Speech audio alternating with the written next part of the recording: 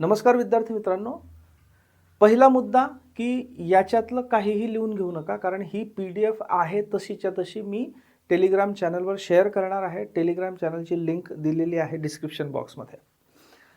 आजच्या व्हिडिओमध्ये आपण अर्थमंत्री श्रीमती निर्मला सीतारामन यांनी नुकताच 1 फेब्रुवारीला जो अंतरिम अर्थसंकल्प सादर केला आर्थिक वर्ष 2024-25 साठी, त्याची एक ब्रॉड आउटलाईन बघणार आहोत आणि त्या अनुषंगाने ज्या अर्थशास्त्र विषयक किंवा राज्यघटनेविषयक संकल्पना येणार आहेत त्या आपण बघणार आहोत. मी म्हटलं आर्थिक वर्ष 2024-25 चा अर्थसंकल्प मांडला. आर्थिक वर्ष याला इंग्रजीमध्ये म्हणतात फायनान्शियल इयर. मग दुसरंही कुठलं वर्ष असतं का? येस, असतं. पहिला मुद्दा, आर्थिक वर्ष किंवा फायनान्शियल इयर म्हणजे 1 एप्रिल ते पुढच्या वर्षाचा 31 मार्च याला आपण म्हणतो आर्थिक वर्ष. ओके, सो 1 एप्रिल 2024 ते 31 मार्च 2025 म्हणजे आर्थिक वर्ष 24-25. ओके, आणि दुसरं असतं कॅलेंडर इयर. ते असं असतं की कॅलेंडर इयर 24 म्हणजे 1 जानेवारी 2024 ते 31 डिसेंबर 2024 म्हणजे कॅलेंडर इयर. म्हणून कॅलेंडर इयरमध्ये एकच येतं 2024, कारण ते 2024 मध्ये सुरू होतं आणि 2024 मध्येच संपतं. पण आर्थिक वर्ष जे असतं, फायनान्शियल जे असतं, हे नेहमी त्याच्यामध्ये 2 आकडे येतात लगोपाठचे. जसं 24-25 म्हणजे कारण ते 2024च्या 1 एप्रिलला सुरू होतं आणि 2025च्या 31 मार्चला संपतं. Okay, so this is financial year and calendar year, right.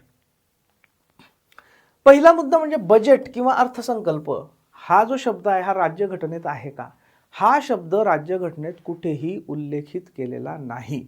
Telegram चॅनलवर मी प्रश्न विचारला होता, बऱ्याच जणांनी बरोबर उत्तर दिलेलं आहे. मग राज्यघटनेमध्ये आहे काय नाव? तर राज्यघटनेमध्ये कलम क्रमांक लक्षात ठेवा 112 मध्ये जो बजेटचा उल्लेख आहे, म्हणजे बजेट हा शब्द नाही पण त्याचा जो उल्लेख आहे तो येतो कलम क्रमांक 112 मध्ये. आणि तो उल्लेख काय येतो? तो उल्लेख असा येतो की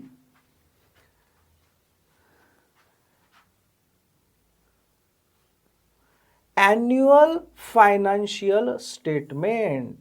The president shall, in respect of every financial year, cause to be laid before both the houses of parliament a statement of estimated receipts and expenditure of the government of India for that year, in this part referred to as annual financial statement. म्हणजे राष्ट्रपती हे भाग पाडतील शासनाला, म्हणजे शासनातर्फे present करायला भाग पाडतील किंवा प्रेझेंट करण्याची व्यवस्था करतील. काय?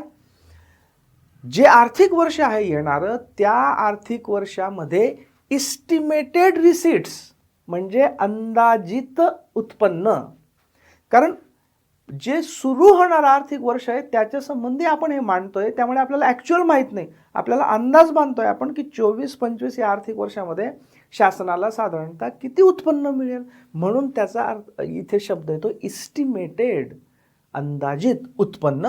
आणि अंदाजित खर्च याचं स्टेटमेंट हे संसदेच्या दोन्ही सभागृहांसमोर मांडलं जाईल आणि ते मांडण्याची व्यवस्था कोण करेल? प्रेसिडेंट म्हणजे राष्ट्रपती करतील. म्हणजे थोडक्यात काय की सरकार करेल राष्ट्रपतींच्या वतीने. ओके, आणि याला हे जे अंदाजित उत्पन्न आणि अंदाजित खर्च यांचा जो हिशोब मांडला जाईल, त्या हिशोबाला काय म्हटलं जाईल ते इथे क्लिअर केलेलं आहे.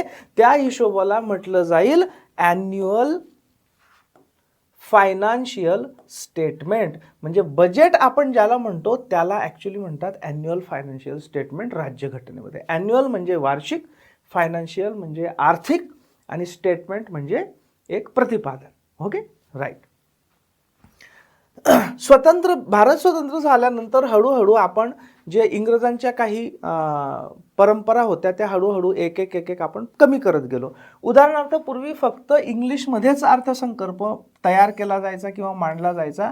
1955-56 या सालापासून, त्यावेळी अर्थमंत्री होते CD देशमुख, यांनी हिंदीत अर्थसंकल्प मांडायला सुरुवात केली 1955-56. 1999 मध्ये अजून एक चेंज करण्यात आला. 1999च्या आधीपर्यंत अर्थसंकल्प हा संध्याकाळी 5 वाजता मांडला जायचा, त्याच्याऐवजी सकाळी 11 वाजता मांडण्याची परंपरा सुरू केली. त्यावेळी अर्थमंत्री होते श्री यशवंत सिन्हा. मग पहिला मुद्दा असा आहे की ही संध्याकाळी 5 वाजता का मांडला जायचा, याचं कारण असं होतं की इंग्रजांच्या काळापासून अर्थसंकल्प मांडले जायचे, ज्यावेळी इंग्रज होते आपल्या इथे. आता इंग्लंड म्हणजे लंडनपेक्षा आपली जी घड्याळ असते ती साधारणतः 5.5 तास पुढे असते. ओके, मग ज्यावेळी लंडनमध्ये साधारणतः 11 वाजलेले असतात, त्यावेळी आपल्याकडे साधारणतः 5-5:30 वाजलेले असतात. सकाळचे 11 लंडनमध्ये, त्यावेळी आपल्याकडे ऑलरेडी संध्याकाळ व्हायला लागलेली असते. मग इंग्रज असल्यामुळे इंग्रजांचा दृष्टिकोन असा होता की लंडनमध्ये सकाळी 11 वाजले पाहिजेत, जेणेकरून भारतात मांडल्या जाणाऱ्या अर्थसंकल्पाची चर्चा तिथे सकाळी व्यवस्थित वेळेला करता येईल. म्हणून लंडनमध्ये 11 वाजता, लंडनच्या हिशोबाने 11 वाजता म्हणजेच भारताच्या हिशोबाने 5-5:30ला मांडला गेला पाहिजे, अशी त्यांनी परंपरा हे केलेली होती. ती परंपरा बरेच दिवस चालत राहिली, परंतु 1999 मध्ये हे ते आपण सोडून दिलं आणि सकाळी 11 वाजतापासून अर्थसंकल्प मांडायला सुरुवात केली. 2017 मध्ये अजून एक बदल केला गेला. 2016 पर्यंत फेब्रुवारीच्या शेवटच्या वर्किंग डेला, म्हणजे 28 फेब्रुवारी किंवा 29 फेब्रुवारी असं नाही, म्हणजे लीप इयर असेल तर 29 फेब्रुवारी आणि लीप इयर नसेल तर 28 फेब्रुवारी, शेवटचा वर्किंग डे, म्हणजे जर चुकून 28 फेब्रुवारी हा काहीतरी नॅशनल हॉलिडे असेल तर मग त्या दिवशी मांडला जाणार नाही, जो 27ला मांडला जाईल. थोडक्यात फेब्रुवारीचा शेवटचा वर्किंग डे असं होतं 2016 पर्यंत. पण 2017 पासून, त्यावेळी अरुण जेटली हे अर्थमंत्री होते, त्यावेळी असा पहिल्यांदा 2017 मध्ये फेब्रुवारीच्या पहिल्या वर्किंग डेला, म्हणजे साधारणतः 1 फेब्रुवारीला, पण चुकून समजा 1 फेब्रुवारीला काही कारणाने नॅशनल हॉलिडे वगैरे असला तर मग 2 फेब्रुवारीला मांडता येऊ शकतो. पण नॉर्मली तसं होत नाही, त्याच्यामुळे 1 फेब्रुवारीला मांडला जातो, पण first working day of February. Okay, right. हा बदल का करण्यात आला 2017 मध्ये? या बदलाचं एक महत्त्वाचं कारण असं आहे की त्याच्यात नुसतं ते पूर्वीची परंपरा होती आणि आपण नवी परंपरा करू असं नव्हतं. याच्यामध्ये एक महत्त्वाचं कारण असं होतं की काय होतं की 28 फेब्रुवारी म्हणजे फेब्रुवारी ऑलरेडी एंड झालेला असतो 28 फेब्रुवारी, आणि बघा बजेट मांडल्यानंतर त्याच्यावर जवळपास 2-1 महिने चर्चा चालते. बजेट मांडला म्हणजे होत नाही, बजेट मांडल्यानंतर त्याच्यावर चर्चा चालते, त्याच्यावर क्लॉज बाय क्लॉज डिस्कशन्स होतात, त्याची सगळी प्रोसेस लेजिस्लेटिव्ह प्रोसेस होते, मग तो बजेट पास केला जातो वगैरे वगैरे. ही सगळी प्रोसेस होत 2, 2.5-3 महिने चालले जातात आणि त्याच्यामुळे प्रत्यक्षात बजेटची अंमलबजावणी सुरू व्हायला जवळपास मे उजाळायचा. ओके, पण बजेट कोणत्या दिवसापासून आहे? बजेट 1 एप्रिलपासून आहे. म्हणजे जे काही गव्हर्नमेंटचे टार्गेट्स आहेत वगैरे हे सगळे 1 एप्रिलपासून आहेत, पण प्रत्यक्षात त्याला बजेटला मंजुरी मिळायला मे उजाळायचा. त्याच्यामुळे साधारणतः मार्चपासून पुढच्या किंवा 1 एप्रिलपासून या काळामध्ये गव्हर्नमेंटला व्यवस्थित वेळ मिळायचा नाही ते टार्गेट्स वगैरे याचं इम्प्लिमेंटेशन सुरू करायला. ओके, आणि म्हणून असा पायंडा आला की 1 महिना आधीच आपण करू, जेणेकरून साधारणतः मार्च एंडिंगपर्यंत बजेट वगैरे सगळा पास होऊन जाईल आणि 1 एप्रिलपासून व्यवस्थित सर्व गव्हर्नमेंट डिपार्टमेंट्स सगळ्या गोष्टी व्यवस्थित अंमलबजावणी सुरू करतील. हे एक महत्त्वाचं कारण होतं. त्याच्यामुळे आता फेब्रुवारीच्या पहिल्या वर्किंग डेला बजेट मांडला जातो. राईट. आता इंटरिम बजेट मांडला किंवा वोट ऑन अकाउंट असं का? याचं कारण असं आहे की ज्या वर्षामध्ये निवडणुका होतात, आता आपल्या इथे निवडणुकांचं असं आहे की साधारणतः एप्रिल मे मध्ये आपल्या निवडणुका होतील, बरोबर? 2019 मध्ये पण तसंच झालं होतं, 24 मध्ये पण तसंच होणार आहे. साधारणतः एप्रिल मे मध्ये निवडणुका आटोपतील, मतमोजणी होईल, नवीन शासन तयार होईल, हे होत जून उजाळेल, बरोबर? मग जून मध्ये नवीन सरकार अस्तित्वात येईल, म्हणजे ते सेम पार्टीचं असो का दुसऱ्या पार्टीचं असो, पण सरकार नवीन असेल बेसिकली, राईट? मंत्री नवीन असू शकतात, सगळं चेंज होईल.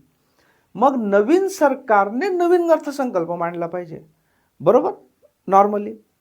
पण मग आता प्रश्न असा आहे की मग आता हे 1 एप्रिल ते जुलै, या एप्रिल ते जुलै याच्यापर्यंत काय करायचं? कारण कधीही कॉन्स्टिट्यूशनमध्येच असा उल्लेख आहे आणि तो उल्लेख आहे 114 कलमामध्ये. 114 कलमामध्ये असा उल्लेख आहे बघा इथे की जोपर्यंत संसद जोपर्यंत कुठलाही खर्च मंजूर करत नाही तोपर्यंत तो खर्च करता येत नाही कन्सोलिडेटेड फंड ऑफ इंडिया मधनं. ओके, म्हणजे खर्चाला संसदेची मान्यता लागते. मग हे एप्रिल ते मे पर्यंत खर्चाला मान्यता नसेल तर खर्च कसा करायचा. म्हणून मग हा जो मधला पिरियड आहे म्हणजे नवीन आत्ताचं सरकार जाऊन नवीन सरकार तयार होईपर्यंत म्हणजे साधारणतः 1 एप्रिलपासून तर जुलैपर्यंत याच्यापर्यंत गव्हर्नमेंटला पार्लमेंटची ऑथॉरिटी मिळावी, संमती मिळावी खर्चासाठी. म्हणून हा तेवढ्या काळापुरता अंतरिम बजेट किंवा वोट ऑन अकाउंट म्हणजे लेखानुदान मांडलं जातं. ओके, याच्यामध्ये एक महत्त्वाची गोष्ट अशी असते की निवडणूक आयोगाच्या सुद्धा एक जनरल गाईडलाईन्स आहेत आणि इथिकली मोरली म्हणजे एक ज्याला आपण म्हणतो की नैतिकदृष्ट्या सुद्धा अशी एक हे पाळलं जातं की या अंतरिम बजेटमध्ये फार मोठ्या घोषणा, फार मोठ्या स्कीम किंवा ज्याच्याने वोटर्स म्हणजे मतदारांच्या सायकोलॉजीवर परिणाम होऊ शकतो असं काही करता येत नाही. कारण एक जुनं सरकार असतं ते काहीही समजा बजेटमध्ये बऱ्याच गोष्टी फ्री डिक्लेअर करून टाकल्या तर त्याच्याने निवडणुकीच्या निकालावर परिणाम होईल. म्हणून निवडणूक आयोगाच्या निर्देशांनुसार सुद्धा आणि जनरल कन्व्हेन्शननुसार सुद्धा हा जो अंतरिम बजेट मांडला जातो याच्यामध्ये मोठ्या कुठल्याही स्कीम्स किंवा मोठमोठ्या घोषणा नॉर्मली केल्या जात नाहीत आणि ही परंपरा पाळली जाते नेहमी. ओके, म्हणून मोठ्या घोषणा का नाही ते बघितलं. आता इथे 2 शब्द वापरलेत आपण. इंटरिम बजेट म्हणजे अंतरिम बजेट किंवा अंतरिम अर्थसंकल्प किंवा वोट ऑन अकाउंट. याच्यामध्ये काही फरक आहे का? आहे, थोडासा सूक्ष्म फरक आहे. सूक्ष्म फरक असा, लेखानुदान म्हणजे वोट ऑन अकाउंट याच्यामध्ये फक्त हे जे मधले 3-4 महिने आहेत या 3-4 महिन्यात जो खर्च करायचा आहे गव्हर्नमेंटला त्या खर्चाला फक्त परवानगी मिळवली जाते संसदेची.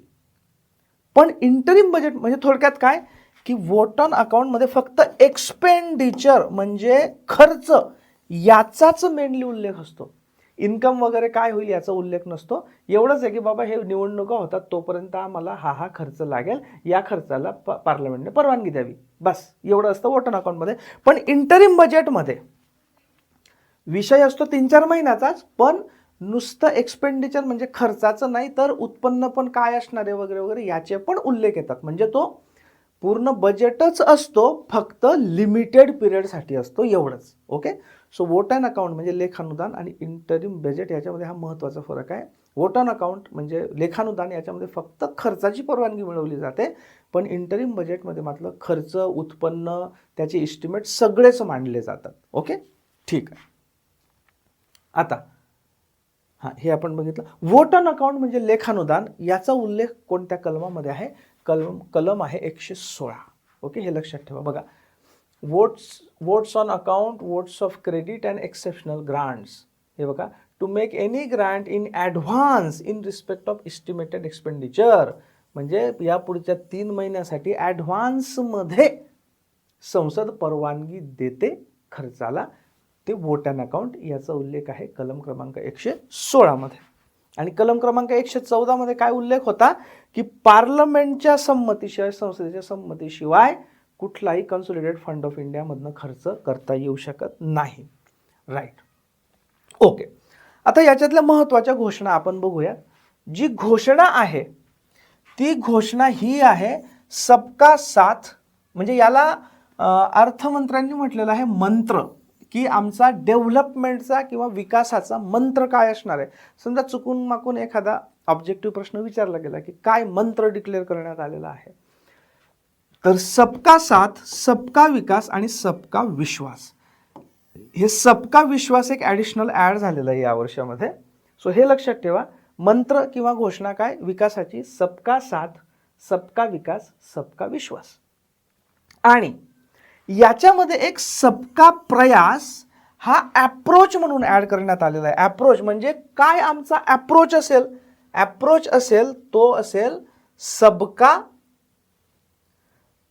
प्रयास म्हणजे विकास घडवून आणण्यासाठी सबका प्रयास विल बी अप्रोच म्हणजे काय, रोडमॅप, की याच्याने आम्ही हे अचीव करू. सर्वांच्या प्रयत्नांनी आम्ही सबका साथ सबका विकास आणि सबका विश्वास संपादन करू असं आहे. सो हा आहे मंत्र, सबका साथ सबका विकास सबका विश्वास. आणि ते अचीव करण्यासाठी अप्रोच किंवा मार्ग कोणता, सबका प्रयास. ओके. आणि हे सगळं करून अचीव काय करायचं, तर जे व्हिजन आहे ते आहे डेव्हलप्ड इंडिया 2047, म्हणजे विकसित भारत 2047. 2047 पर्यंत भारताला, आत्ता भारत हा विकसनशील डेव्हलपिंग कंट्री अजूनही या कॅटेगरीत येतो, त्याला भारताला, आपल्या देशाला विकसित देश डेव्हलप्ड कंट्री या कॅटेगरीमध्ये घेऊन जायचं 2047 पर्यंत.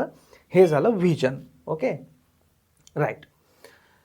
आता हे करण्यासाठी काय करतं आहे शासन अशा बाबतीत म्हटलं. आता कसं होतं की या बजेटमध्ये मागच्या 10 वर्षांमध्ये गव्हर्नमेंटने काय अचीव केलं हे पण देण्यात आलेलं आहे.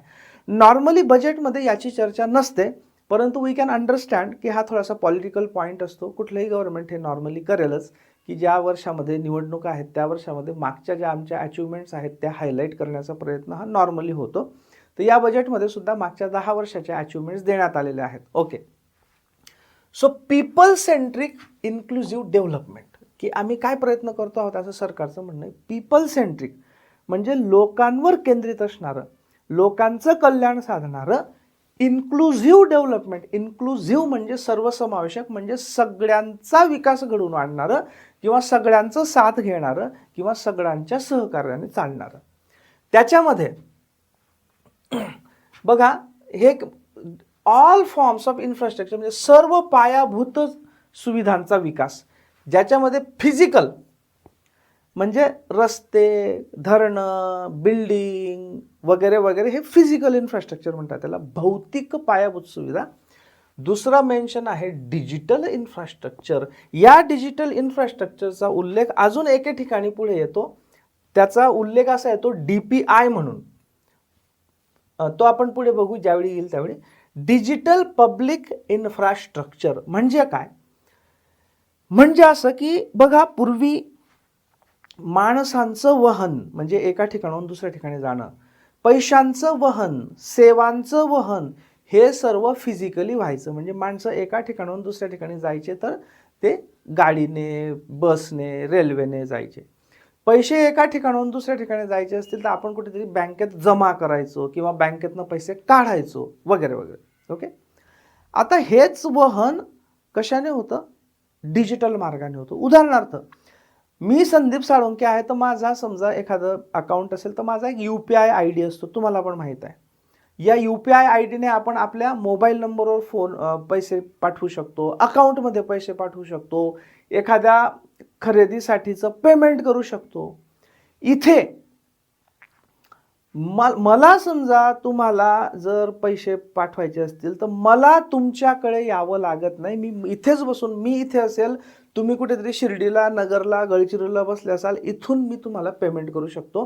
म्हणजे मला आणि तुम्हाला प्रत्यक्ष भेटण्याची गरज उरत नाही, माणसांच्या वहनाची गरज उरत नाही, पैशांच्या वहनाची पण गरज उरत नाही. ते डिजिटली फक्त माझ्या अकाउंटमध्ये मधून तुमच्या अकाउंटमध्ये चालले जातात. कुठे आपण एकमेकांना नोटा देत नाही. म्हणजे पैशांचंही वहन डिजिटली होतं, सेवांचं वहन डिजिटली होतं. आत्ता मी जे बोलतो आहे, हा व्हिडिओ करतो आहे, माझं यूट्यूब अकाउंट आहे, या यूट्यूब अकाउंटवर मी अपलोड करतो आहे, तुम्ही इंटरनेटच्या मार्फत हा व्हिडिओ बघतो आहोत.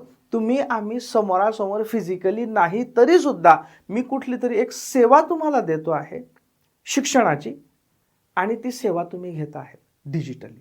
म्हणजे सेवांचं वहन सुद्धा डिजिटली होतं आहे. या प्रकारचं जे इन्फ्रास्ट्रक्चर असतं याला म्हणतात digital public infrastructure. Okay, DPI शब्द लक्षात ठेवा.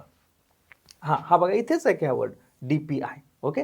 तर शासनाचं काय म्हणणं आहे की हे डिजिटल पब्लिक इन्फ्रास्ट्रक्चर प्रमोट करून आम्ही मोठ्या प्रमाणावर इन्क्लुझिव्ह डेव्हलपमेंट घडवून आणली. हे बघा, डिजिटलमध्ये आधार पे आहे, भारत पे आहे, भीम पे आहे, त्याच्यानंतर हा IMPS आहे वगैरे वगैरे. ठीक आहे. Okay. So this is digital public infrastructure. Deepening आणि widening of tax base via GST, म्हणजे जीएसटी लागू करून मागच्या 10 वर्षांमध्ये आम्ही सरकार म्हणतंय की widening and deepening of tax base असं घडवून आणलं. म्हणजे काय,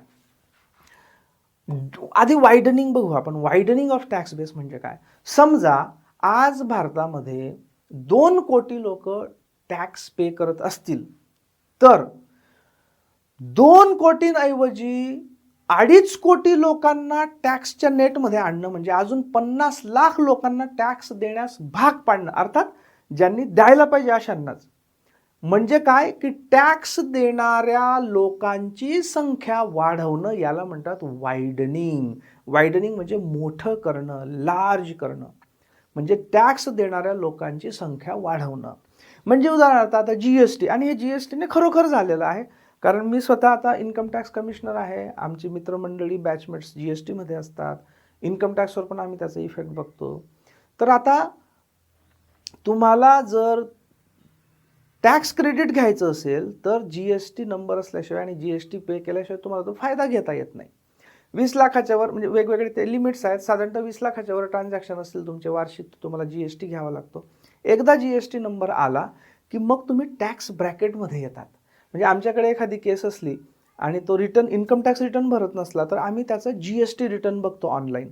मग त्याने जर जीएसटी रिटर्न भरलेलं असेल तर मग आमची नोटीस त्याला जाऊ शकते की बाबा तू तिथे जीएसटी रिटर्न भरतो आहे आणि तिथे तुझा टर्नओव्हर दिसतोय, पण तू इन्कम टॅक्स भरत नाही, असं का. अशा वेगवेगळ्या पद्धतीने. इनफॅक्ट तुम्ही जर आत्ता बघितलं असेल, तुम्ही जर टेलिग्राम चॅनलवर बघितलं असेल, मी आजच दुपारी एक पोस्ट टाकली. मी एक मीटिंग घेतली बघा, जे सब रजिस्ट्रार ऑफ प्रॉपर्टीज वगैरे असतात. ही सगळी इन्फॉर्मेशन डिपार्टमेंटकडे येते की कोणी काय, म्हणजे एक विशिष्ट लिमिटच्या वरच्या प्रॉपर्टीज खरेदी केल्या वगैरे वगैरे. मग ते आमचं सिस्टीम चेक करते की याने इतकी, समजा 1 कोटीची काही लँड घेतली असेल, बिल्डिंग घेतली असेल, फ्लॅट घेतला असेल, घर घेतलं असेल, तर हा रिटर्न फाईल करतोय का. जर रिटर्न फाईल केलं नसेल तर आमची एक नोटीस जाते त्याला की बाबा तू इतक्याची प्रॉपर्टी खरेदी केली पण तू इन्कम टॅक्स रिटर्न भरत नाहीये. अशा पद्धतीने वेगवेगळ्या मार्गांनी टॅक्स देणाऱ्या लोकांची संख्या वाढवणे, याला म्हणतात वायडनिंग ऑफ टॅक्स बेस. आणि डीपनिंग म्हणजे काय. डीपनिंग म्हणजे असं की जे ऑलरेडी टॅक्स पे करतायत पण ते त्यांनी जितका टॅक्स पे केला पाहिजे तितका टॅक्स ते पे करत नाहीयेत, असं जर वाटत असेल तर त्यांना जो योग्य जास्तीचा टॅक्स त्यांनी पे करणं गरजेचं आहे तो पे करायला भाग पाडणं. म्हणजे ते जर काही पळवाटा वापरून 100 रुपये एखाद्याने टॅक्स पे करायचा असेल पण तो 50 रुपये पे करत असेल तर त्याला 100 रुपये पे करण्यास भाग पाडणं, याला म्हणतात deepening of tax base. So जीएसटीद्वारा वायडनिंग आणि डीपनिंग ऑफ टॅक्स बेस घडवून आम्ही अशा पद्धतीने डेव्हलपमेंट घडवून आणतो आहोत, हे सरकारचं म्हणणं आहे. कारण हा जो पैसा येतो तो शेवटी विकासासाठी वापरला जातो. Right.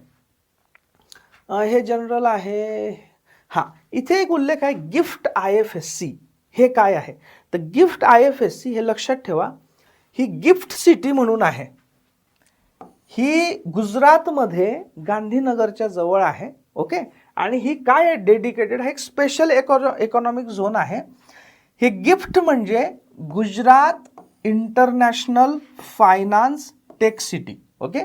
Gujarat international finance tech city म्हणजे ज्या फायनान्स सेक्टरच्या कंपनीज किंवा प्लेयर्स आहेत त्यांना वर्ल्ड क्लास सुविधा एकाच ठिकाणी उपलब्ध करून देणारी ही गिफ्ट सिटी आहे. ओके. आणि याच्यामध्ये IFSC म्हणजे काय. आता आपल्याला बँकेचा पण एक IFSC कोड असतो, बरोबर.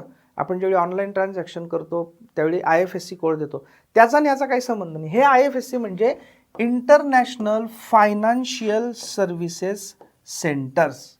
Okay. International financial services centres म्हणजे इंटरनॅशनल बँक्स, नंतर आपल्या आर्थिक पुरवठा करणाऱ्या कंपन्या ज्यांना आपण NBFC म्हणतो, नॉन बँकिंग फायनान्शियल इन्स्टिट्यूट्स किंवा सेक्टर, या सगळ्यांना, वर्ल्ड लेवलच्या सगळ्या कंपन्यांना एकाच ठिकाणी त्यांच्या उद्योगाशी, त्यांच्या सर्व्हिसेसशी संबंधित सर्व सुविधा उपलब्ध करून देणारी ही गिफ्ट IFSC आहे.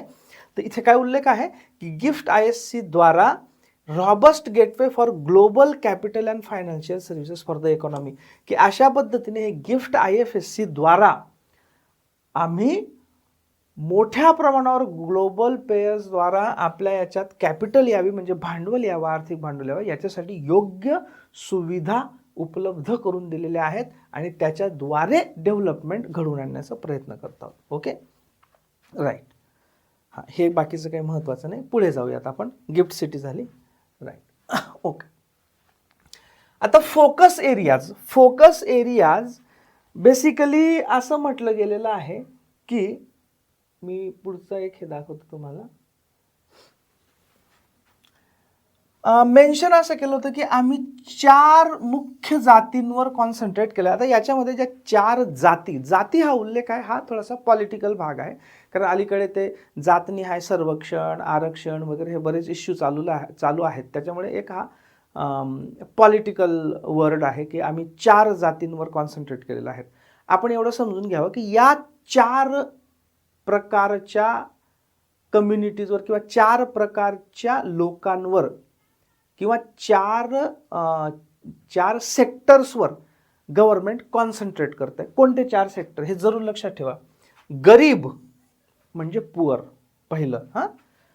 महिलाए म्हणजे वुमेन, हां. गरीब महिलाए, गरीब म्हणजे गरीब, महिलाए म्हणजे गरीब महिलाए नाही, गरीब म्हणजे कुठलीही गरीब महिला पुरुष कोणी असतील. नंतर महिला आहे म्हणजे स्त्रिया, स्पेशली महिला.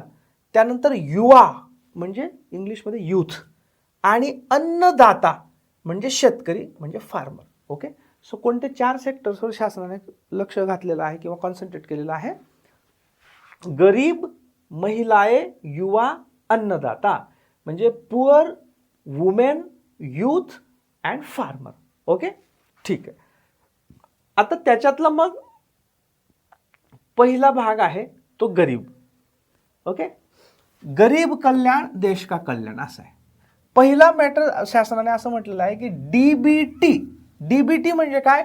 Direct benefit transfer. म्हणजे काय की तुमच्या आधार लिंक्ड अकाउंटमध्ये डायरेक्ट पैसे जमा होणं. ते पूर्वी आपल्याकडे एवढं म्हणजे डिजिटल इन्फ्रास्ट्रक्चर नव्हतं, कारण वर्ल्डमध्येच नव्हतं एवढं फार विशेष. हळूहळू राजीव गांधींनी त्याचं फाउंडेशन ले केलं. राजीव गांधींनी इन्फॉर्मेशन टेक्नॉलॉजी म्हणजे क्रांतीची मुहूर्तमेढ रोवली आणि त्यानंतरच्या सक्सेसिव्ह पंतप्रधानांनी त्याच्यावर एक मजला चढवत आपण आता इथपर्यंत येऊन ठेपलो. आणि आता शासनाने याच्यामध्ये मोठ्या प्रमाणावर इनिशिएटिव्ह घेऊन ही डीबीटी आहे. म्हणून तुम्ही बघाल तुमच्यातली बरीच शेतकऱ्यांची पोरं असतील, पीक विम्याचे पैसे किंवा कुठला रोगाचे, कुठला मावा, तुडतुडा, कुठला रोगाचे हे आले किंवा काही पावसाने, गारपिटीने नुकसान झालं तर ते डायरेक्ट आपल्या अकाउंटमध्ये जमा होतात. So that is direct benefit transfer. याच्यामुळे 2.7 लाख म्हणजे 2,70,000 कोटी इतके पैसे वाचले आहेत असं शासनाने सांगितलेलं आहे. हे कसे वाचतात मग? नंबर 1 म्हणजे की जसं पूर्वीचं एक स्टेटमेंट होतं ना राजीव गांधींना, ते म्हटलं जातं की वरती 100 रुपये दिले तर खालपर्यंत 1 रुपया पोहोचायचा. आता डायरेक्टच अकाउंटमध्ये येतो. त्याच्यामुळे पहिला मुद्दा म्हणजे की मधल्या वेगवेगळ्या एजन्सीमध्ये होणारे जे लिकेजेस होते, भ्रष्टाचार होता, तो नष्ट झाला, पहिला मुद्दा. दुसरा मुद्दा म्हणजे की जे बोगस बेनिफिशरीज होते ते कमी झाले. ओके, म्हणजे पूर्वी बोगस विद्यार्थ्यांची नोंदणी असायची स्कॉलरशिप्समध्ये किंवा बोगस लाभार्थ्यांची नोंदणी असायची. आता सगळं आधारशी लिंक असल्यामुळे, बँकेशी लिंक असल्यामुळे असे बोगस लाभार्थी बरेचसे कमी झाले आणि याच्यामुळे, या डीबीटीमुळे 2,70,000 कोटी एवढं सेव्हिंग झालं.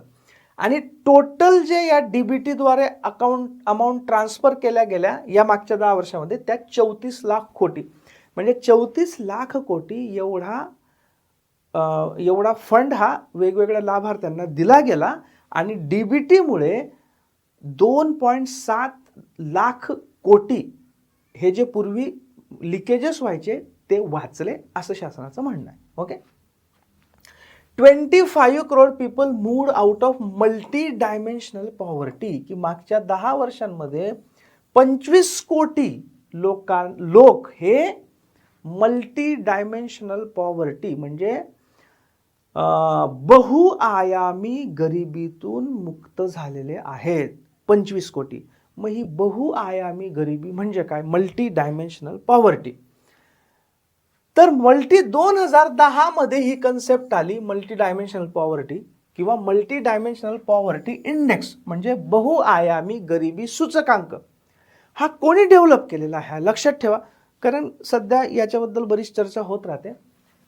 Sabina Alkire and James Foster. Sabina Alkire and James Foster आणि UNDP मध्ये त्यांनी हे प्रपोज केलं आणि भारताने सुद्धा हे ॲक्सेप्ट केलेलं आहे. फक्त भारताने काही बदल केलेले आहेत. भारताने 10 इंडिकेटर ठेवलेले आहेत मूळ याच्यामध्ये आणि 2 नवीन इंडिकेटर टाकलेले आहेत. ओके, हे पण लक्षात ठेवा की जो ग्लोबल लेवलला मल्टी डायमेन्शनल पॉवर्टी इंडेक्स आहे, म्हणजे आता MPI म्हणू आपण त्याला, MPI multi dimensional poverty index, याच्यातले 10 ठेवलेले आहेत सूचका, 10 इंडिकेटर्स ठेवलेले आहेत, पण 2 बदललेले आहेत, 2 ॲड केलेले आहेत. कोणते? Maternal health. ओके, म्हणजे आईची जी हे असते हेल्थ, आरोग्य. ओके, आणि बँक अकाउंट असणं. ओके, हे 2 मॅटर्नल हेल्थ, ओके, म्हणजे माता आरोग्य, मातेचं आरोग्य आणि बँक अकाउंट, हे 2 भारताने ॲड केलेले आहेत. एवढं लक्षात ठेवा. ओके, आता याच्यामध्ये काय असतं, या मल्टी डायमेन्शनल MPI मध्ये 3 मेन इंडिकेटर्स असतात, 3 मेन निकष असतात. पहिला निकष म्हणजे हेल्थ म्हणजे आरोग्य, दुसरा निकष म्हणजे एज्युकेशन म्हणजे शिक्षण, आणि तिसरा म्हणजे स्टँडर्ड ऑफ लिव्हिंग म्हणजे जीवनमान. ओके, याच्यात पुन्हा वेगवेगळे सब पार्ट आहेत किंवा सब इंडिकेटर्स आहेत आणि त्याला किती किती वेटेज आहे ते पण दिलेलं आहे. पहिला मुद्दा म्हणजे या तिघांना 1/3 म्हणजे समान वेटेज दिलेलं आहे, 1/3. मग याच्यात अजून 3 आहेत. आता हेल्थमध्ये काय म्हणजे आरोग्यामध्ये काय की न्यूट्रिशन म्हणजे पोषण, की पोषण व्यवस्थित होतं आहे का नाही. चाइल्ड अँड ॲडोलसंट मॉर्टॅलिटी म्हणजे मृत्यूदर कोणाचा? चाइल्ड म्हणजे लहान मुलं, बालक, आणि ॲडोलसंट म्हणजे थोडीशी मोठी बालकं, आणि मॅटर्नल हेल्थ हा ॲड केलेला इंडिकेटर आहे बघा. हा मॅटर्नल बघा, हे जे वेगळ्या रंगात दाखवले ते यांना हे असं केलं आहे ना, हे 2 मॅटर्नल हेल्थ आणि हा इकडे बँक अकाउंट. हां, हे 2 मॅटर्नल हेल्थ म्हणजे मातेचं आरोग्य. ओके, हे सो हेल्थमध्ये पुन्हा हे 3 महत्त्वाचे पॉईंट. एज्युकेशनमध्ये 2 इयर्स ऑफ स्कूलिंग म्हणजे किती वर्ष शाळा केली, आणि स्कूल अटेंडन्स आणि हजेरी किती, आणि स्टँडर्ड ऑफ लिव्हिंग जे आहे म्हणजे जीवनमान आहे, त्याच्यामध्ये 1 2 3 4 5 6 7 इंडिकेटर्स आहेत. कुकिंग फ्युएल म्हणजे गॅस वगैरे आहे का अजून पण गोवऱ्यांवरच स्वयंपाक केला जातो. सॅनिटेशन म्हणजे टॉयलेट वगैरे आहे की नाही. ड्रिंकिंग वॉटर स्वच्छ आणि नळाने येणारं पाणी आहे की नाही. हाऊसिंग घर आहे की नाही. इलेक्ट्रिसिटी आहे की नाही. ॲसेट्स म्हणजे त्यांच्याकडे काय स्थावर जंगम मालमत्ता आहे, आणि बँक अकाउंट आहे का नाही. ओके, सो मेन 3 इंडिकेटर्स आणि सब इंडिकेटर्स किती? हे 3, हे 2 आणि हे किती? 1 2 3 4 5 6 7. सो 7 8 9 3 12. ओके, याच्यावर हे ठरवलं जातं. मग प्रत्येक याच्यामध्ये हे ठरवलं जातं की आता उदाहरणार्थ बघा की बँक अकाउंट आहे का नाही. जर बँक अकाउंट नसेल तर त्याला डिप्राइव्ड म्हणजे वंचित मानलं जातं. बँक अकाउंट नाही म्हणजे हे वंचित आहे. ओके, मग काय केलं जातं की नंबर 1 2 गोष्टी केल्या जातात. एक म्हणजे हेड काउंट रेशो, म्हणजे या निकषांनुसार किती जण गरीब आहेत याला म्हणतात हेड काउंट. हेड काउंट म्हणजे डोकी मोजणी, म्हणजे या निकषानुसार किती गरीब आहेत त्यांची डोकी मोजणी. हे 10 जण गरीब आहेत असं, हे काय झालं हेड काउंट. आणि दुसरं इंटेन्सिटी ऑफ पॉवर्टी म्हणजे गरिबीची तीव्रता, म्हणजे हे जे 10 गरीब आहेत हे किती गरीब आहेत, म्हणजे बऱ्यापैकी गरीब आहेत का, खूपच गरीब आहेत का, तीव्र गरीब आहेत, त्याला आपण म्हणतो इंटेन्सिटी ऑफ पॉवर्टी. म्हणजे how poor are the poor, म्हणजे जे गरीब आहेत ते किती गरीब आहेत. सो हेड काउंट म्हणजे H काढला जातो आणि इंटेन्सिटी याला A म्हणतात, ही यांचा गुणाकार करून आपल्याला MPI मिळतो, म्हणजे multi dimensional poverty index. Okay, आता हे थोडंसं कसं काढायचं वगैरे हे डिटेल आहे, ते आपण या लेक्चरमध्ये घेणार नाही. कधीतरी मी ज्यावेळी इकॉनॉमी शिकवेल त्यावेळी तुम्हाला सांगेल ते कसं काढायचं. सो हे झालं मल्टी डायमेन्शनल पॉवर्टी इंडेक्स. तर बघा, हे दोन जर आपण बघितले नकाशे तर शासनाच्या याच्यानुसार हे जे ग्रीन म्हणजे कमी गरिबी, लाल म्हणजे जास्त गरिबी. तर शासनाचं म्हणणं आहे की 2015-16च्या वेळी जो NFHS म्हणजे काय, नॅशनल फॅमिली हेल्थ सर्वे झाला होता, त्यानुसार अशी परिस्थिती होती. आणि आता 19-21 मध्ये जो झाला त्याच्यात अशी परिस्थिती बघा. शासनाचं म्हणणं आहे की हे लाल लाल सगळं कमी जाऊन जास्तीत जास्त हिरवं हिरवं होत चाललंय, म्हणजेच पॉवर्टी कमी कमी कमी कमी होत चाललेली आहे. ओके, हे आहे मल्टी डायमेन्शनल पॉवर्टी इंडेक्स.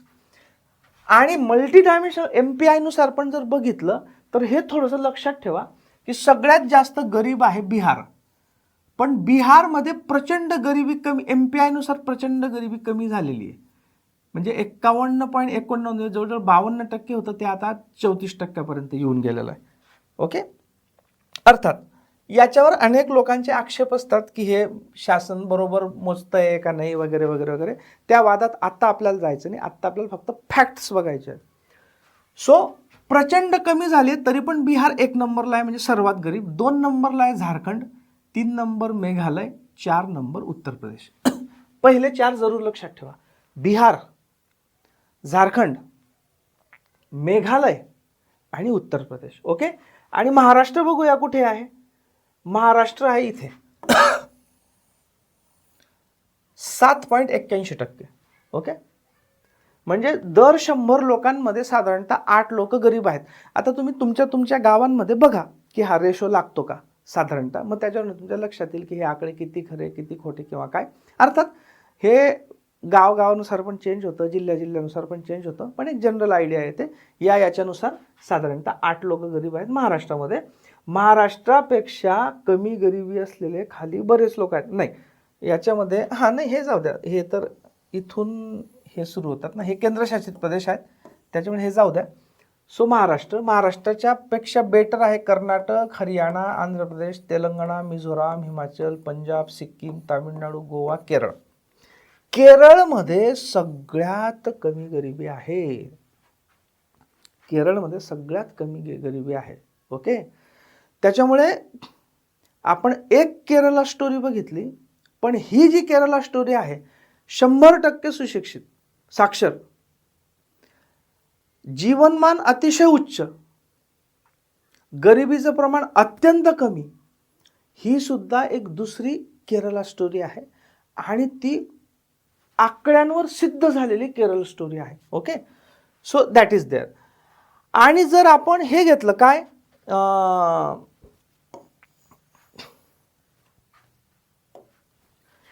जर आपण केंद्रशासित प्रदेश घेतले तर केंद्रशासित प्रदेशामध्ये हे पण लक्षात ठेवा की सर्वात जास्त गरिबी आहे ती दादरा नगर हवेली, दमण आणि दीवमध्ये. आपण राज्यघटनेच्या लेक्चर्समध्ये बघितलेलं आहे की पूर्वी दादरा नगर हवेली, दमण, दीव हे 2 वेगवेगळे होते, आता एकत्र केलेले आहेत. सो जास्त दरिद्री दादरा नगर हवेली, दमण, दीवमध्ये आहे. 2nd नंबर जम्मू काश्मीरमध्ये आहे. अर्थात जम्मू काश्मीर हा तात्पुरता केंद्रशासित प्रदेश आहे, पण सध्या तरी आहे त्याच्यामुळे तो धरावा लागेल. 3 नंबर लडाख आहे. लडाख हा केंद्रशासित प्रदेशच असणार आहे पुढे पण. नंतर मग चंदीगड आहे. ओके, सो हे लक्षात ठेवा MPI. ओके, सो MPI तुमच्या लक्षात आला आता.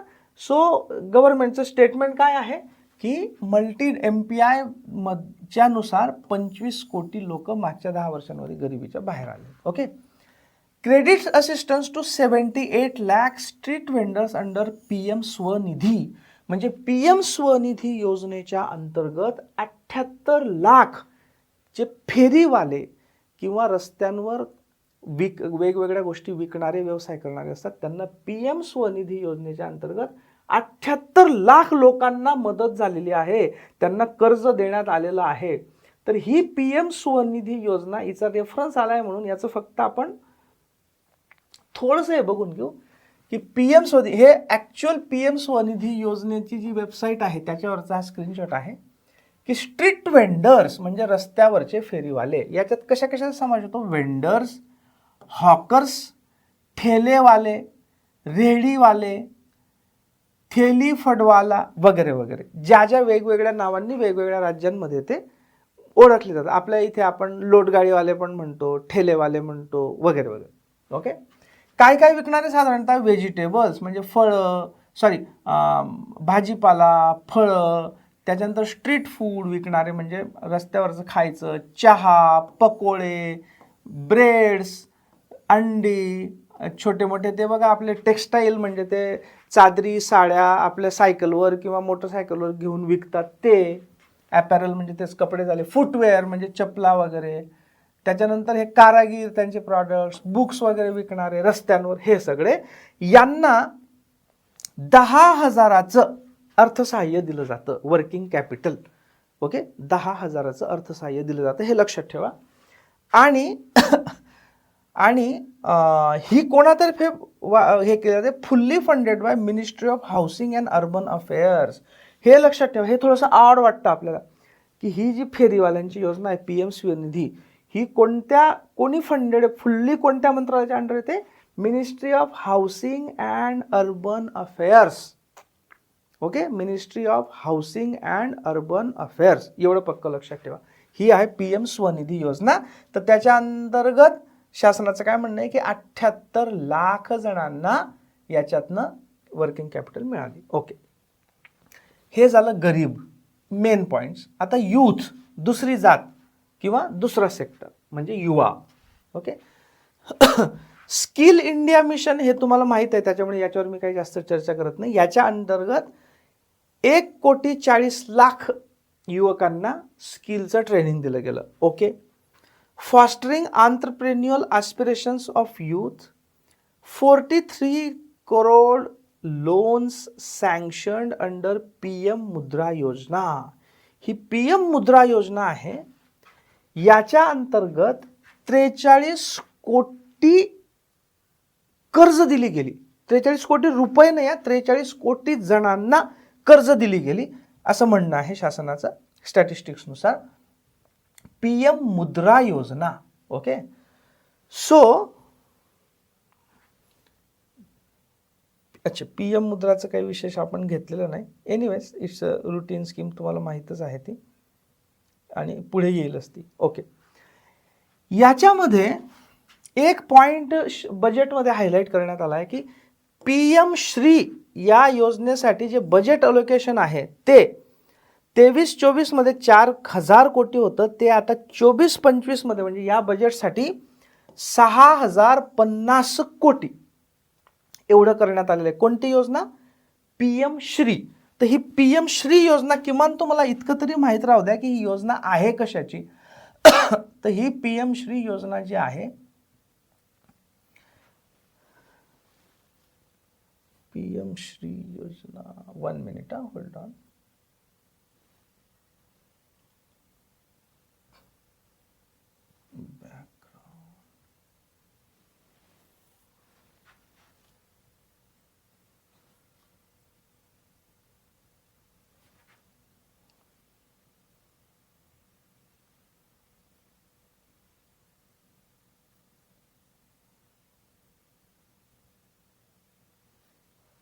हां, तर ही जी मुद्रा योजना आहे, जी आपण आता बघितली, मुद्रा योजना आहे की scheme launch by prime minister in 2015. 2015 मध्ये ही स्कीम लॉन्च करण्यात आली, मुद्रा योजना. आणि याच्या अंतर्गत किती लोन दिलं जातं? साधारणतः 10 लाखाचं लोन दिलं जातं. किती? 10 लाख रुपयाचं लोन दिलं जातं. कोणाला? नॉन कॉर्पोरेट म्हणजे ज्या कंपन्या वगैरे नाहीत अशा, नॉन फार्म म्हणजे जे शेतीशी संबंधित नाहीत अशा स्मॉल मायक्रो एंटरप्राइजेस, छोट्या किंवा अत्यंत छोट्या सूक्ष्म लघु उद्योगांना, सूक्ष्म किंवा छोट्या उद्योगांना दिलं जातं. ओके. आणि यांना मुद्रा लोन्स असं म्हणतात. ओके. सो दिस इज मुद्रा. ओके, जी आपण आधीच बघितली होती. आणि आता आपण जे बघत होतो PM Shri, PM Shri. Okay. Sir PM Shri school जी आहे, हे बघा, याच्यामध्ये उद्देश असा आहे की 14,500 PM श्री स्कूल्स, म्हणजे बेसिकली ही जी योजना आहे ही योजना आहे स्कूल्ससाठी, चांगल्या शाळा एस्टॅब्लिश करण्यासाठी. आणि या श्रीचा लॉंग फॉर्म काय आहे? Schools for rising India. So PM schools for, स्कूल्सचा SH, rising India. Okay, schools for rising India 14,500 करायचे आहेत स्कूल्स. तर त्याच्यासाठी शासनाचं काय म्हणणं आहे की या वर्षी आम्ही म्हणजे या बजेटमध्ये कितीचं अलोकेशन केलेलं आहे? जवळपास 6,050 कोटी रुपयांचं अलोकेशन केलेलं आहे. ओके, ठीक आहे. इथे IIT 16 पासून 23 झाल्या, एम्स 7 पासून 22 झाल्या. हे 2014शी कंपॅरिझन आहे, म्हणजे ज्यावेळी सरकार बदललं, काँग्रेसचं सरकार जाऊन BJPचं सरकार आलं, तिथून रेफरन्स घेतलेला आहे ते 2022 पर्यंतचा. ओके, नंतर युनिव्हर्सिटीज किती वाढल्या वगैरे वगैरे. ठीक आहे, ओके, हे झालं. आता पुढे जाऊयात आपण.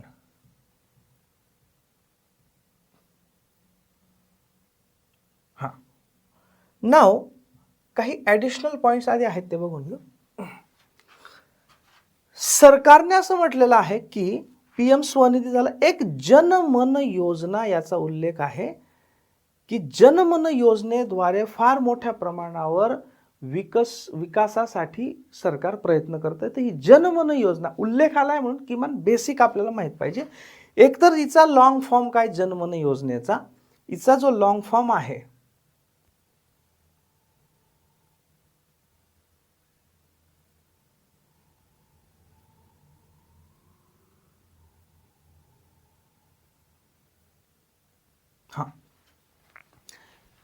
बघा, प्रधानमंत्री जनजाती आदिवासी न्याय महाअभियान. फार मोठं आहे पण लक्षात ठेवा, प्रधानमंत्री जनजाती आदिवासी न्याय महाअभियान. ओके, आता बघा 2010च्या जनगणनेनुसार शेड्यूल्ड ट्राइब्स म्हणजे अनुसूचित जमाती, अनुसूचित जाती नाही, शेड्यूल्ड कास्ट म्हणजे अनुसूचित जाती, शेड्यूल्ड ट्राइब्स म्हणजे ST म्हणजे अनुसूचित जमातींची जी पॉप्युलेशन आहे 2011 नुसार साधारणतः 10,45,00,000 एवढी आहे. याच्यात 75 समाज गट किंवा 75 ट्रायबल ग्रुप्स किंवा 75 आदिवासी जमाती अशा आहेत ज्या 18 राज्यांमध्ये पसरलेल्या आहेत आणि अंदमान निकोबार या एका केंद्रशासित प्रदेशामध्ये. 18 स्टेट्स, राज्य आणि अंदमान निकोबार याच्यामध्ये ज्यांना असं कॅटेगरायझेशन केलंय PVTG म्हणजे पर्टिक्युलरली व्हल्नरेबल ट्रायबल ग्रुप्स, म्हणजे विशेष असुरक्षित जनजातीय गट. ओके, किंवा आदिवासी गट. म्हणजे असे आदिवासी गट की जे खूप जास्त असुरक्षित आहेत, फार कमी त्यांची संख्या उरलेली आहे, फार कठीण परिस्थितीत राहत आहेत आणि त्यांना जर योग्य तो सपोर्ट मिळाला नाही, योग्य त्या जीवनमानासाठी बघा म्हणजे हाऊसिंग, ड्रिंकिंग वॉटर, आरोग्याच्या सुविधा वगैरे मिळाल्या नाही तर त्या एक्सटिंक्ट होऊ शकतात किंवा त्यांच्या पॉप्युलेशनवर परिणाम होऊ शकतो. अशा PVTG. सो ही जनमन योजना कोणासाठी आहे? PVTG म्हणजे पर्टिक्युलरली व्हल्नरेबल ट्रायबल ग्रुप्स. ओके, अजून एक उल्लेख येतोय की PM विश्वकर्मा योजना, याच्याद्वारे आपण कारागिरांना आणि शिल्पकारांना सपोर्ट करतो आहोत. सो विश्वकर्मा, आपल्याला माहित आहे की विश्वकर्मा हा शब्द आपल्या संस्कृतीमध्ये, विश्वकर्मा हा निर्माण करणारा, वेगवेगळ्या गोष्टी निर्माण करणारा म्हणजे इन्फ्रास्ट्रक्चर वगैरे निर्माण करणारा असं मानलं जातो, म्हणून त्याला विश्वकर्मा हे नाव दिलेलं आहे. हे चित्र हे वेबसाईटवरचं चित्र आहे, गव्हर्नमेंटच्याच वेबसाईटवर. म्हणजे हे बघा, हे कुंभार काम आहे, हे लेदरचं काम आहे, शूजचं वगैरे, हे लोहारांचं काम आहे, हे बांधकामाचं गवंडी काम आहे, तर हे विणकाम आहे, राईट. तर यांच्यासाठी हे सर्व कारागीर शिल्पकार वगैरे वगैरे यांच्यासाठी आहे. Okay, he fully funded by government of India आहे. 13,000 कोटी याच्यासाठी बाजूला ठेवण्यात आले आहेत. किती? 13,000 कोटी. ओके, आणि ही संपूर्ण गव्हर्नमेंट ऑफ इंडियाद्वारे फंडेड आहे. याच्यामध्ये 3-4 मिनिस्ट्रीज इन्व्हॉल्ड आहेत. एक म्हणजे ही MoMSME म्हणजे ministry of micro small and medium enterprises, म्हणजे सूक्ष्म लघु अतिलघु उद्योग मंत्रालय. Ministry of skill development, okay, म्हणजे कौशल्य विकास मंत्रालय. डिपार्टमेंट ऑफ फायनान्शियल सर्व्हिसेस आणि ministry of finance government of India. पण याची जी नोडल मिनिस्ट्री आहे म्हणजे मुख्य मंत्रालय आहे जे हे PM विश्वकर्मा योजना इम्प्लिमेंट करतं, याची अंमलबजावणी करतं, ते आहे MoMSME ministry of micro small and medium enterprises. Okay, आणि ही 27-28 पर्यंतची योजना आहे. ठीक आहे, त्याच्यामुळे ही विश्वकर्मा योजना म्हणजे काय तेवढं फक्त लक्षात ठेवा. Okay, right. आता आपण पुढे जाऊयात. हे झालं. हा, आता जो अन्नदाता म्हणजे फार्मर्सचा आहे त्याच्यामध्ये बघा 11.8 कोटी फार्मर्सला PM किसान ही तर तुम्हाला पाठच असेल योजना. त्याच्यामुळे काही नाही. हे ई-नाम तुम्हाला माहित आहे की नाही मला माहित नाही. ई-नाम, ई म्हणजे इलेक्ट्रॉनिक आणि नाम म्हणजे नॅशनल ॲग्रिकल्चर मार्केट. तर याच्यामध्ये कसं आहे की ज्या सगळ्या आपल्या APMC असतात ना, कृषी उत्पन्न बाजार समित्या, किंवा ज्याला आपण मंडी म्हणतो किंवा हे म्हणतो मार्केट म्हणतो आपण बऱ्याचदा. ओके, कृषी मार्केट किंवा agriculture market, APMC agriculture produce marketing committee, यांना एकमेकांशी जोडलेलं आहे जेणेकरून शेतकऱ्याला हे माहीत असावं की माझ्या बाजूच्या जिल्ह्यात काय भाव चालला आहे कापसाचा, किंवा साखरेचा काय भाव चालला आहे, सोयाबीनचा काय भाव चालला आहे, जेणेकरून व्यापाऱ्यांनी त्यांची लूट करू नये म्हणून आजूबाजूचे सगळे भाव माहीत असावेत, किंवा संपूर्ण देशातले भाव माहीत असावेत म्हणून ही ई-नाम अतिशय चांगली योजना आहे. जर त्याचं चांगलं इम्प्लिमेंटेशन केलं तर तुम्हाला मी इनफॅक्ट एक हे दाखवतो बघा.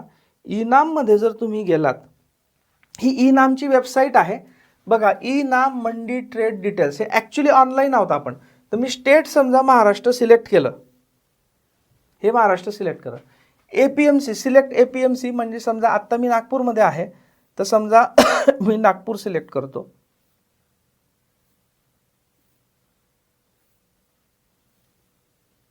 नागपूर. ओके, कॉमोडिटी म्हणजे कुठल्या याचा भाग पाहिजे मला, समजा मी व्हीट म्हणजे गहू. ओके, रिफ्रेश, मला आजचा रेट पाहिजे. तर बघा महाराष्ट्र नागपूर गहू याची आज जे लिलाव झाले याच्यात मिनिमम जी प्राइस होती 2570 होती, मध्यम 2676 होती, मॅक्सिमम 2882ला विकली गेली. 56 क्विंटल एवढी आज गहू आला. 40 क्विंटलचा सौदा झाला 2 तारखेला. ओके, हे मला लाईव्ह कळतं. ओके, म्हणजे याच्याने शेतकऱ्यांचं नॉलेज वाढतं, बार्गेनिंग कॅपॅसिटी वाढते. ओके, सो ही ई-नाम योजना आहे, याच्याने सर्व मंडीज एकमेकांना जोडलेल्या आहेत, त्याच्यामुळे ते लक्षात ठेवा. Okay, right. पुढे जाऊयात आपण. हां, ई-नामचं मी तुम्हाला दाखवलं त्यामुळे याची काही गरज नाही. मुद्राचं झालं आपलं, हे झालं PM श्री. राईट. आता हे झालं की शासनाने वेगवेगळ्या योजनांसंबंधी काय सांगितलेलं आहे. आता पुढचा महत्त्वाचा मुद्दा आपला आहे की रुपया येतो कसा आणि रुपया जातो कसा. राईट. आता बघा, रुपया येतो कसा म्हणजे या बजेटसाठीचा तो असा आहे की पहिलं बॉरोईंग अँड अदर लायबिलिटीज 1 नंबरला. मी हे 1 नंबर 2 नंबर 3 नंबर 4 नंबर म्हणजे आपले उत्पन्नाचे स्रोत काय आहेत गव्हर्नमेंटचे. ओके, गव्हर्नमेंटच्या उत्पन्नाचा पहिला सगळ्यात मोठा सोर्स आहे तो म्हणजे लोन, उधारीवर घेतलेले पैसे म्हणजे कर्ज. तो किती आहे 28% आहे. म्हणजे 100 रुपया उत्पन्नाचं जे आहे शासनाचं त्याच्यातले 28 रुपये हे ॲक्च्युली शासनाने लोन घेतलेलं आहे, कर्ज घेतलेलं आहे. 2 नंबरला आहे इन्कम टॅक्स म्हणजे आमचं डिपार्टमेंट 19% आणि नुसतं 19% नाही, ॲक्च्युली इन्कम टॅक्स आणि कॉर्पोरेशन टॅक्स हे दोन्ही इन्कम टॅक्स डिपार्टमेंट बघतं. कॉर्पोरेशन टॅक्स म्हणजे कंपन्यांवरचा टॅक्स, इन्कम टॅक्स म्हणजे इतर जे व्यक्ती असतात किंवा फर्म असतात त्यांच्यावरचा टॅक्स, हे दोघं. तर हे बघा 19 अधिक 17 बरोबर म्हणजे जवळपास 36% हे इन्कम टॅक्स आणि कॉर्पोरेशन टॅक्स आहे जे आमचं डिपार्टमेंट बघतं. आणि मला खरोखर या गोष्टीचा अभिमान वाटतो की या देशाच्या प्रगतीमध्ये आम्ही इन्कम टॅक्सचे सगळे अधिकारी अतिशय उत्तम योगदान देतो आहोत आणि ही अभिमानाची गोष्ट आहे. सो 1 नंबरला कर्ज, 2 नंबरला इन्कम टॅक्स, 3 नंबरला GST आणि इतर टॅक्स 18%. ओके, कर्ज किती 28% म्हणजे बॉरोईंग उधारी, इन्कम टॅक्स किती 19%, GST आणि इतर टॅक्सेस किती 18% आणि 4 नंबरला कॉर्पोरेशन टॅक्स म्हणजे कंपन्यांकडनं मिळणारा टॅक्स म्हणजे तो इन्कम टॅक्सचाच एक प्रकार असतो 17%. ठीक आहे, इथनं मेनली पैसा येतो. ओके, आता हा जो येतोच्या बाबतीत आपण थोडंसं बघू. बघा, हे रेव्हेन्यू रिसिट हा तक्ता आहे. रेव्हेन्यू रिसिट्स म्हणजे महसुली उत्पन्न. मी एका छोट्या व्हिडिओमध्ये महसुली आणि भांडवली याच्यातला फरक सांगितलेला आहे. क्विकली सांगतो फक्त. समजा मी आहे, माझ्याकडे माझा पगार येतो, माझ्या बायकोचं उत्पन्न येतं किंवा माझं थोडंफार शेतीचं उत्पन्न येतं, हे रेग्युलर येतं. माझा पगार महिन्याला येतो, बरोबर, आणि कंटिन्युअसली येतो. असं जे रेग्युलरली, पेरियॉडिकली, वारंवार विशिष्ट कालावधीने येणारं उत्पन्न असतं याला म्हणतं महसुली उत्पन्न. आणि समजा माझं घर होतं, ती घर विकलं किंवा माझ्याकडे थोडीफार शेती होती, ती शेती मी विकली आणि त्याचे समजा मला 50 लाख रुपये मिळाले, तर हे मला रोज किंवा दर महिन्याला मिळतात का किंवा दर वर्षाला मिळतात का? नाही, कधीतरी मिळतात. आणि माझी जी स्थावर मालमत्ता आहे ती स्थावर मालमत्ता विकून मला मिळतात. म्हणजे माझी काहीतरी एक मालमत्ता जाते आणि त्याच्या बदल्यात मला मिळतात. किंवा समजा आपलं शेत असेल, ते कुठे धरणात गेलं, रस्त्यात गेलं, तर शासनाकडून जे आपल्याला मिळतात हे नेहमी मिळतात का? नाही, कधीतरी मिळतात, मोठ्या प्रमाणावर मिळतात. याला आपण म्हणतो भांडवली उत्पन्न किंवा capital receipt. Okay, so revenue receipt ज्या आहेत त्या साधारणतः 30 लाख कोटी इतक्या आहेत. किती? 30 लाख कोटी. आणि ज्या भांडवली रिसिट्स आहेत त्या असणार आहेत 79 लाख कोटी. ओके, मग हे सर्व मिळून जे टोटल उत्पन्न असणार आहे शासनाचं, टोटल उत्पन्न ते असणार आहे 30,80,274 कोटी. म्हणजे साधारणतः 30 ते 31 लाख कोटी धरून चला. 30 ते 31 लाख कोटी हे मागच्या वर्षाच्या तुलनेने जवळपास 11.8% जास्त असणार आहे. किती? 11.8%. पण हे जे 11.8% असणार आहे त्याचं मेन रिझन काय? त्याचं मेन रिझन आहे की जो नेट टॅक्स रेव्हेन्यू म्हणजे टॅक्समधून सरकारला मिळणारा जो उत्पन्न आहे ते साधारणतः 11.9% वाढत आहे. कोणतं? टॅक्सचं उत्पन्न. म्हणजे एकूण उत्पन्नातली ही जी वाढ आहे साधारणतः 11.8%, ती कुठून येते? टॅक्सच्या उत्पन्नातल्या वाढीतनं येते. दुसऱ्या कुठल्या उत्पन्नाची वाढ होत नाही आहे. ओके, ठीक आहे, दिस इज इम्पॉर्टंट पॉईंट. आता एक गोष्ट लक्षात ठेवायची की डिसइन्व्हेस्टमेंट म्हणजे ज्या सरकारची कुठेतरी इन्व्हेस्टमेंट असते कंपनीमध्ये, त्याच्यामध्ये ती विकून सरकार जे उत्पन्न येतं त्याला डिसइन्व्हेस्टमेंट म्हणतात. ओके, निर्गुंतवणूक. ओके, समजा LIC मध्ये होते, ते समजा सरकारने विकून टाकले, म्हणजे एक्झाम्पल म्हणून सांगतोय मी, तर ते काय होईल? निर्गुंतवणूक होईल. समजा एखादी पूर्वी सरकारी कंपनी आहे, सरकारने ठरवलं आता ही कंपनी आपण चालवायची नाही, तिचे शेअर विकून टाकले, म्हणजे निर्गुंतवणूक केली, ते याला म्हणतात डिसइन्व्हेस्टमेंट. 2023-24 मध्ये म्हणजे मागच्या वर्षी असं एक्सपेक्टेड होतं की 61,000 कोटी सरकारला त्याच्यातनं मिळतील मागच्या वर्षी, पण प्रत्यक्षात 30,000 कोटी मिळाले. याचं कारण काय?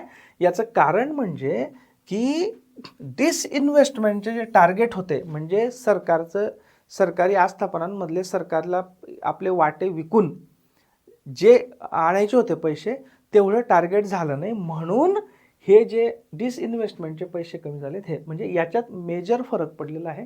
61,000 एक्सपेक्टेड होते, 61,000 कोटी, पण 30,000 कोटीच मिळालेले आहेत. Okay, right. आता हे 2 पॉईंट आपण कव्हर केले. ओके, नाऊ हे बघा, नॉन टॅक्स रिसीट्स. म्हणजे आपण रिसीटमध्ये काय बघितलं, टॅक्समध्ये टॅक्सने येणारा पैसा आपण बघितला, राईट. आता जो नॉन टॅक्स रिसीट्स असतात, नॉन टॅक्स रिसीट्स, हे बघा, नॉन टॅक्स रिसीट्स म्हणजे करेतर उत्पन्न, कर सोडून मिळणारं उत्पन्न. बघा, हे उत्पन्न इन्कम टॅक्स करायचं आहे, कॉर्पोरेशन टॅक्स करायचा आहे, जीएसटी आणि अदर्स टॅक्स करायचा आहे, कस्टम करायचा आहे. इतर कर सोडून मिळणारं उत्पन्न आहे ते सुमारे 7% आहे. पण हे जे कर सोडून येणारं उत्पन्न आहे हे कुठल्या अशा काही विशेष काही फायद्यात चालणारा वगैरे सरकारची कंपनी वगैरे असं नाही, तर त्याचा जो सोर्स आहे हा मेनली RBI कडनं मिळणारा डिव्हिडंड किंवा सरप्लस. तुम्ही मध्यंतरी बातम्या वाचल्या असतील की RBIने इतका सरप्लस गव्हर्नमेंटला ट्रान्सफर केला किंवा इतका गव्हर्नमेंट डिव्हिडंड म्हणजे हे सरकारला ट्रान्सफर केला. त्याच्यावर मध्यंतरी टीका पण व्हायची बघा की RBIने हे करायला नको वगैरे वगैरे. तो विषय बाजूला ठेवूया. सो RBI कडनं मिळणारा डिव्हिडंड आणि सरप्लस, राष्ट्रीयकृत बँकाकडनं मिळणारा डिव्हिडंड सरप्लस आणि इतर फायनान्शियल इन्स्टिट्यूशनकडनं मिळणारा गव्हर्नमेंट सर्वंट, हेच गव्हर्नमेंटच्या करेतर उत्पन्नाचं महत्त्वाचं साधन आहे, ते सोडून महत्त्वाचं साधन नाही. ओके, सो हा पॉईंट एक लक्षात ठेवायचा. राईट. आता आपण येऊ खर्चाकडे. हे उत्पन्नाचं आपण रफली बघितलं, किती होतं टोटल, 30 लाख कोटी. हां, आणि त्याच्यातलं सगळं आपण बघितलं. मेन कोणाचं सगळ्यात मोठं, एक पहिला काय, बॉरोईंग म्हणजे कर्ज, 2 number income tax, 3 number GST, 4 number corporation tax, म्हणजे त्याला इंग्लिशमध्ये मराठीमध्ये निगम कर म्हणतात. ठीक. आता हा रुपया जातं कुठे, म्हणजे खर्च. खर्चामध्ये सगळ्यात जास्त जो खर्च आहे तो आहे इंटरेस्ट पेमेंट, म्हणजे कर्जावर दिलं जाणारं व्याज. हा सगळ्यात मोठा. इथे चुकून 20% पण ॲक्च्युली 25% आहे. कसं ते तुम्हाला सांगतो मी. बघा हे बघा, इंटरेस्ट पेमेंट जे आहे बघा, एकूण खर्च आहे भारताचा साधारणतः आता हे पण लक्षात ठेवा, किती आहे टोटल खर्च. उत्पन्न किती होतं साधारणतः 30,80,000 कोटी, म्हणजे 30 ते 31 लाख कोटी. पण खर्च किती आहे, 47,65,768 कोटी, म्हणजे जवळपास आपण म्हणू 47 ते 48 लाख कोटी. ओके. याच्यातला व्याजावरचा खर्च किती आहे, जवळपास 11,90,000 कोटी, म्हणजे जवळपास 11,90,000 म्हणजे 12 लाख समजूयात आपण, 12 लाख. आणि हे हे 48 लाख, तर 12 चौक 48 म्हणजे 25% खर्च हा एकटा कशावर आहे, कर्जावर जाणारा व्याज. आणि हे बघा PRS लिगल रिसर्च याच्यावर पण क्लिअर कट दिलेला आहे की 24-25 मध्ये इंटरेस्ट पेमेंट 11,90,000 कोटी, म्हणजेच किती, 25% ऑफ गव्हर्नमेंट टोटल एक्सपेंडिचर. एकूण खर्चापैकी 25% कशाचा आहे, इंटरेस्टवर जाणारा खर्च आहे. म्हणजे उत्पन्नाचा पण सगळ्यात जास्त उत्पन्न काय, याला तर उत्पन्न पण नाही म्हणता येणार खरं तर, कारण कर्ज हे काही उत्पन्न नसतं. पण ठीक आहे, जे सरकारला मिळतात पैसा त्याचा सगळ्यात मोठा भाग कशाचा आहे, कर्जाचा. आणि जो खर्च होतो त्याचा पण सगळ्यात मोठा भाग कशाचा आहे, त्या कर्जावरचा व्याजाचा. ओके. सो 1 नंबर व्याज. 2 नंबरला काय आहे, 2 नंबरला आहे state share of taxes and duties, 20%. म्हणजे काय की जर GST वगैरे कलेक्ट होतो, याच्यातला काही भाग सरकार याला देतं ना, राज्यांना देतं, राज्यांचा वाटा देतं, तर तो राज्यांचा वाटा जातो, तो 2 नंबरला आहे. ओके. त्याच्यानंतर 3 नंबरला आहे सेंट्रल सेक्टर स्कीम्स, हे 3 नंबरला. म्हणजे काय, केंद्र शासनाच्या योजना त्यांच्यावर, म्हणजे खऱ्या अर्थाने बघायला गेलं तर इथून केंद्र सरकारचा खर्च सुरू होतो. सो केंद्र सरकारच्या योजना. ठीक आहे. राईट. ठीक आहे. सो ह्या मेजर 3 आहेत खर्चाचा भाग. ठीक आहे. ओके, पुढे जाऊयात आपण. आता हा जो खर्च आहे, या खर्चामध्ये सगळ्यात जास्त खर्च हा कोणत्या मिनिस्ट्रीला, आणि हे पक्क लक्षात ठेवा, सगळ्यात जास्त खर्च आहे तो आहे मिनिस्ट्री ऑफ डिफेन्स, म्हणजे संरक्षण मंत्रालय. संरक्षणावर सगळ्यात जास्त खर्च होतो. किती, 6,20,000 कोटी साधारणतः, 6.2 लाख करोड्स. एकूण खर्च किती होता आपला? जवळपास 47 ते 48 कोटी. त्याच्यापैकी 6 कोटी जवळपास 6.2 लाख कोटी हा संरक्षणावर आहे. सो 1 नंबरला कोण? संरक्षण मंत्रालय. 2 नंबरला रोड ट्रान्सपोर्ट अँड हायवे म्हणजे रस्ते आणि राष्ट्रीय महामार्ग मंत्रालय. रस्ते विकास आणि राष्ट्रीय महामार्ग मंत्रालय त्याचा किती? साधारणतः 2.78%. म्हणजे एकदम दूर आहे 2 नंबर. हा सरळ 6.2%. त्याच्यानंतर याच्या सरळ 30% आहे हा खाली. सो 2 नंबरला काय? Road transport and national highway. 3 नंबरला रेल्वेज. 3 नंबरला रेल्वेज. 4 नंबरला ministry of consumer affairs, food and public distribution. Actually याच्यातलं सगळ्यात जास्त पब्लिक डिस्ट्रीब्युशन आहे. तुम्हाला माहीत असेल 80 कोटी, वारंवार म्हटलं जातं पेपरमध्ये, 80 कोटी लोकांना आपण फ्री अन्नधान्य देतो आहोत पुढच्या 5 वर्षांसाठी. ओके, ते पब्लिक डिस्ट्रीब्युशन तो हा मेजर खर्च आहे. त्याच्यामुळे हा 4 नंबरला ही मिनिस्ट्री आहे. सो कोणत्या मंत्रालयांवर सर्वात जास्त खर्च होतो या बाबतीत तुमची क्लॅरिटी असली पाहिजे. 1 नंबरला संरक्षण मंत्रालय, 2 नंबरला रस्ते विकास आणि राष्ट्रीय महामार्ग, 3 नंबरला रेल्वे आणि 4 नंबरला consumer affairs, food and public distribution म्हणजे सार्वजनिक हे पब्लिक डिस्ट्रीब्युशन काय म्हणतात मला आठवत नाही आता मराठीमध्ये, तुम्ही बघून घ्या. हे लक्षात ठेवा आपण. Ministry of consumer affairs, food and public distribution हाच इथे तक्त्यामध्ये पण तेच आहे बघा. डिफेन्स 1 नंबरला 6,21,000 कोटी, 2 नंबरला रोड ट्रान्सपोर्ट हायवे, 3 नंबरला रेल्वे, 4 नंबरला consumer affairs and public distribution, total 48 lakh कोटी. ठीक आहे. ओके, आता डेफिसिट. डेफिसिट म्हणजे तूट. म्हणजे जे आपलं आता आपण क्लिअरली आपण बघितलं की उत्पन्न किती आहे सरकारचं सगळं? साधारणतः 30 ते 31 लाख कोटी आणि खर्च किती आहे? 47 ते 48 लाख कोटी. म्हणजे याचा अर्थ काय की उत्पन्नापेक्षा खर्च जास्त आहे. म्हणजे तूट आहे, सरप्लस नाही, वाढावा नाही, तूट आहे, कमी आहे. आणि ही तूट आपल्याला कुठून तरी भरावी लागेल, भरून काढावी लागेल. बरोबर? म्हणजे समजा आपण घराचं एक्झाम्पल घेतलं तर माझं उत्पन्न कमी आहे आणि खर्च जास्त आहे.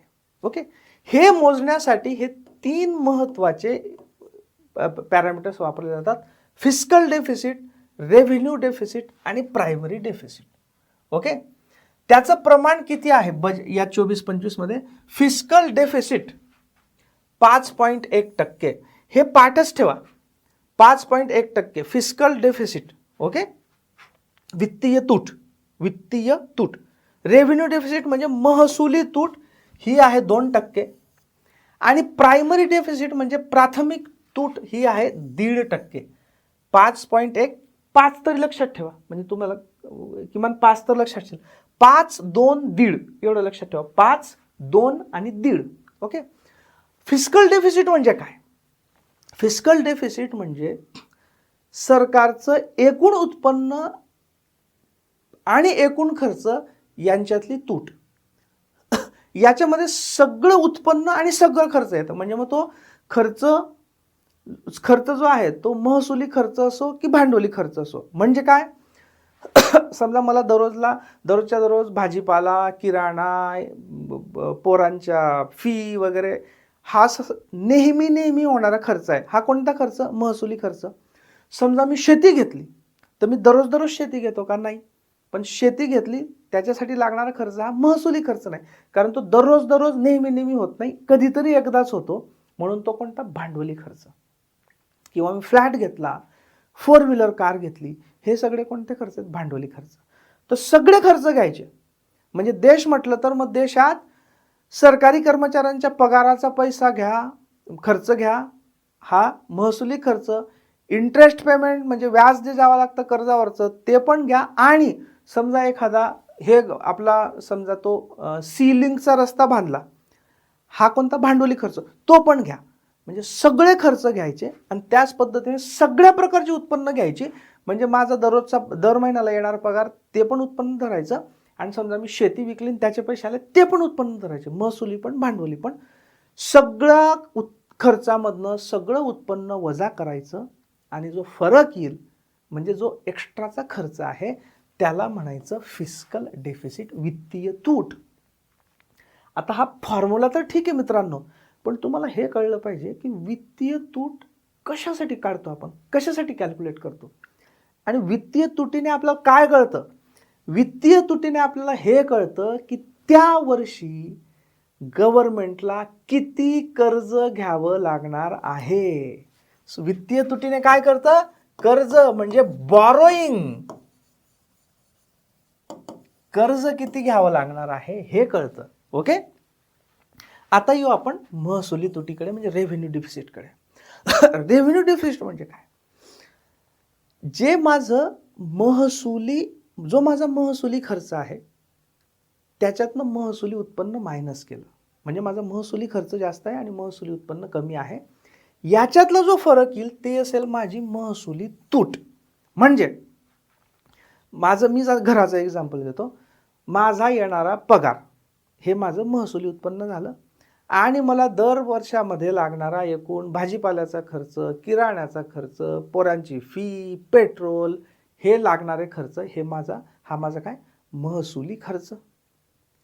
आणि जर माझा हा महसुली खर्च हा महसुली उत्पन्नापेक्षा जास्त असेल तर याचा अर्थ काय होतो, याचा अर्थ असा की माझं दररोजचं आयुष्य, माझं दररोजचं लाईफ व्यवस्थित जगण्यासाठी सुद्धा माझं इन्कम सफिशियंट नाही, किंवा माझा दररोजचा खर्च जास्त आहे. म्हणजे मी काहीच केलं नाही, मी प्लॉट घेतला नाही, फ्लॅट घेतली नाही, कुठे इन्व्हेस्टमेंट केली नाही, गाडी घेतली नाही, तरी सुद्धा मी माझं दररोजचं जगण्याचा खर्च करू शकत नाही. म्हणजे रोजचं सुद्धा हे चालत नाही. म्हणजे रेव्हेन्यू डेफिसिटने काय कळतं, रेव्हेन्यू डेफिसिटने हे कळतं की देश नुसता रेग्युलर चालवायला सुद्धा सफिशियंट पैसे नाहीत. ओके, वित्तीय तुटीने आपल्याला काय कळलं होतं, गव्हर्नमेंटला किती कर्ज घ्यावं लागेल. रेव्हेन्यू डेफिसिटने आपल्याला काय कळतं की रोजचा कारभार चालवायला सुद्धा आपल्याकडे सफिशियंट पैसे नाहीत, आणि म्हणून ती जास्तीत जास्त कमी ठेवण्यात येते. आता ती आपण बघा 2 पर्यंत खाली आणले. मागच्या वर्षी 2.8 होती. ओके, 2.8 होती, आता 2 असणार आहे असा इस्टिमेट आहे. बजेट म्हणजे इस्टिमेट असतं, फायनल नसतं. याच्यात पण इस्टिमेट कमी होतं पण जास्त झालं. त्याच्यासाठी बघा, हे कमी ठेवण्यासाठी FRBM ऍक्ट केला गेलेला आहे. फिस्कल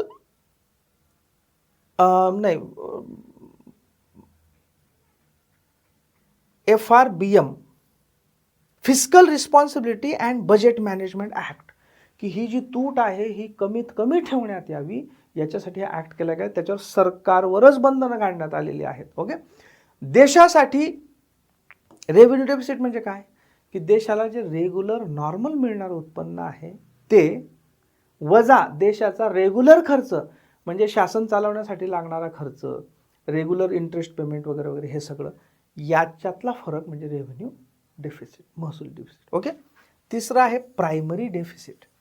प्रायमरी डेफिसिटचा फॉर्म्युला सिंपल आहे. हे जे वित्तीय तूट आहे याच्यामधनं इंटरेस्ट बाहेर काढून घ्यायचा, इंटरेस्ट पेमेंट म्हणजे जे व्याज दिलं ना आपण ते काढून टाकायचं, त्याला म्हणतो आपण प्रायमरी डेफिसिट. ओके, व्याज काढून टाकायचं, त्या किंवा आपल्याला मिळतो प्रायमरी डेफिसिट. म्हणजेच उलट काय, की जर प्रायमरी डेफिसिटमध्ये हे ॲड केलं व्याजाची देणी तर आपल्याला फिस्कल डेफिसिट मिळतो. तर हा किती आहे, 1.5% असणार आहे. Okay, right. नेक्स्ट. हां, आता ज्या वेगवेगळ्या योजना आहेत या बजेटनुसार वेगवेगळ्या योजनांवर कसा खर्च होणार आहे आणि सगळ्यात जास्त कोणत्या योजनांवर खर्च होणार आहे हे पण आपल्याला माहीत असलं पाहिजे. पहिला आणि सगळ्यात मोठा खर्च जो होणार आहे तो मनरेगावर होणार आहे. किती, 86,000 कोटी. कारण मनरेगा ही स्कीम ही आवश्यक पण आहे, कारण अर्थात त्याच्यातला जो भ्रष्टाचार होतो वगैरे तो बाजूला काढून, आणि तो बऱ्यापैकी आता कमी पण होतोय. मनरेगा ही स्कीम गेल्या जवळपास 20 वर्षापासून चालू आहे आणि ती अनेक गरीब कुटुंबांसाठी आधार आहे. ओके, त्याच्यामुळे कोणी त्याच्यावर कितीही टीका करो, ती कुठलंही गव्हर्नमेंट बंद करत नाही, कारण त्याच्यावर अनेक गरिबांची रोजीरोटी चालू असते. सो मनरेगाला सगळ्यात जास्त खर्चाला अलोकेट केलेला आहे, म्हणजे त्याच्यासाठी पैसे काढून ठेवलेले आहेत. किती, 86,000 कोटी. 2 नंबरला आहे प्रधानमंत्री आवास योजना. ज्याच्यानी घरं दिली जातात सबसिडाईज रेटमध्ये, ती आहे, त्याच्यावर आहे जवळपास 80,671 कोटी. तिसरं Jal Jeevan mission, rural drinking water mission, जवळपास 70,000 कोटी. आणि 4 नंबरला आहे PM किसान योजना, 60,000 कोटी. कमीत कमी पहिले 4 तर जरूर लक्षात ठेवा. 1 नंबरला काय, मनरेगा. 2 नंबरला घर लक्षात ठेवा म्हणजे आवास योजना. 3 नंबरला पाणी. ओके, असं लक्षात ठेवा की मनरेगाच्या कामावर आपण गेलो, ओके, तिथून घरी आलो म्हणजे घर म्हणजे आवास योजना, घरी आल्यावर पाणी पिलं, पाणी म्हणजे Jal Jeevan mission, national rural drinking water 3 नंबरला. आणि चौथं मग किसान वाहिनीचा प्रोग्राम रेडिओवर ऐकला, असं तरी लक्षात ठेवा, लक्षात राहील तुमच्या. ओके, मनरेगाच्या कामावर गेलो, घरी आलो, घरी येऊन पाणी पिलं आणि रेडिओवर किसान वाहिनीचा कार्यक्रम ऐकला. ओके, सो या 4 मेजर योजना. सबसिडीमध्ये सगळ्यात टॉपची सबसिडी कोणाला दिली जाणार या बजेटमध्ये? पहिली आहे फूड सबसिडी, ऑब्व्हियसली, कारण ते जे 80 कोटी लोकांना आपण फ्री अन्नधान्य देतो आहे ते सगळे याच्यामध्ये येतं. फूड सबसिडी 1 नंबरला, 2 नंबरला खतांवरची सबसिडी, 3 नंबरला व्याजावरची सबसिडी. ओके, सो 3 आणि चौथं आहे LPG सबसिडी. सो या 4 लक्षात ठेवा. कुठली? पहिली काय, अन्नधान्यावरची सबसिडी, फूड सबसिडी. 2 नंबर खत म्हणजे फर्टिलायझर सबसिडी. 3 नंबर इंटरेस्ट म्हणजे व्याजाची सबसिडी. आणि 4 नंबर LPG, उज्ज्वला योजना वगैरे वगैरे. ठीक आहे, ओके. आता टॅक्स रेट, पहिला मुद्दा. जे टॅक्स रेट आहेत हे जसेच्या तसे असणार आहेत, म्हणजे टॅक्स रेटमध्ये कुठलाही बदल केलेला नाही, त्याच्यामुळे आपण त्याच्यावर काही लक्षात ठेवायची गरज नाही. एक लक्षात ठेवायचं की जवळपास 7 लाखाचं इन्कम, 7 लाखापर्यंतचं इन्कम हे टॅक्स फ्री आहे. ओके, न्यू रेजिमनुसार, न्यू रेजिम म्हणतो आपण त्याला, ओल्ड रेजिम, न्यू रेजिम, त्या तुम्ही डिटेलमध्ये जायची गरज नाही. साधारणतः 7 लाखापर्यंत उत्पन्नावर कर नाही, एवढं लक्षात ठेवा. टॅक्स रेट कुठलेही बदललेले नाहीत. एक योजना नवीन म्हणजे एक हे करण्यात आलेलं आहे की इन्कम टॅक्समध्ये, डायरेक्ट टॅक्स डिमांड म्हणजे इन्कम टॅक्समध्ये 2010 पर्यंत ज्यांच्याकडे साधारणतः 25,000 रुपयाची बाकी आहे, येणं आहे इन्कम टॅक्सचं, आणि साधारणतः 2011 ते 15 या वर्षांमध्ये 10,000 पर्यंत येणं आहे, हे सगळं सरकारने माफ करून टाकलेलं आहे. या छोट्या छोट्या डिमांड होता आणि बिचारे छोट्या छोट्या टॅक्स पेयर्सला याचे खूप प्रॉब्लेम होते. ओके, सो 2010 पर्यंतच्या 25,000 रुपयाच्या सगळ्या डिमांड नील, आणि 2011 ते 15 पर्यंतच्या 10,000 पर्यंतच्या सगळ्या डिमांड नील. ओके, आणि याचा फायदा जवळपास 1 कोटी करदात्यांना होणार आहे. ओके, हे जरूर लक्षात ठेवा. ठीक आहे. Commitment to net zero by 2070. Net zero काय आहे? हे नेट झिरो असं आहे की बेसिकली बघा, United nations framework convention on climate change म्हणजे बेसिकली पर्यावरणासाठी जे आपण आंतरराष्ट्रीय करारांना बांधील आहोत, त्यानुसार भारताचं टार्गेट आहे की 2070 पर्यंत नेट इमिशन म्हणजे प्रदूषण आपण 0 करणार आहोत. तर ते आपण करणार आहोत असं फक्त याच्यात म्हटलेलं आहे. दॅट इज ओके, त्याच्यात काही विशेष नाही. इनफॅक्ट या स्लाइडमध्येच काही विशेष नाही आहे, आपण पुढे जाऊया. ओके, हां, येस, दिस इज इम्पॉर्टंट. ही एक गोष्ट लक्षात ठेवा. याच्यात मी साधारणतः जे पिवळे केलेले आहेत ना ते थोडेसे इम्पॉर्टंट आहेत. रूफटॉप सोलरायझेशन अँड मुफ्त बिजली म्हणजे रूफटॉप म्हणजे छतावर हे सोलर बसवणे. तर साधारणतः 1 कोटी घरांना 300 युनिट एवढी इलेक्ट्रिसिटी फ्री मिळणार आहे थ्रू रूफटॉप सोलरायझेशन. म्हणजे त्यांना रूफटॉप सोलरायझेशन छतावरचं हे युनिट दिलं जाईल आणि त्यांना जवळपास 300 युनिट फ्री मिळेल. किती? 1 कोटी घरांना. ओके, आणि अशाद्वारे हे 1 कोटी घरं प्रत्येक घराचे 15 ते 18,000 रुपये वर्षाचे वाचतील असं एक्सपेक्टेड आहे, हे लक्षात ठेवा.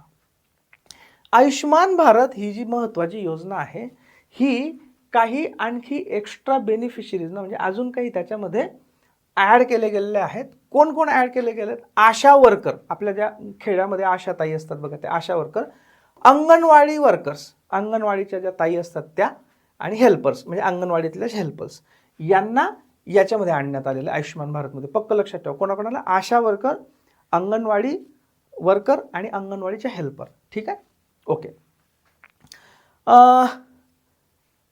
हां, रेल्वेच्या बाबतीत एक लक्षात ठेवा, रेल्वेच्या बाबतीत 3 महत्त्वाचे कॉरिडॉर आयडेंटिफाय करण्यात आले. म्हणजे कसं आहे, रेल्वेमध्ये कॉरिडॉर ही संकल्पना असते की वेगवेगळे कॉरिडॉर, मी तुम्हाला आता सांगतो कोणते 3 कॉरिडॉर शासनाने प्रपोज केलेले आहेत.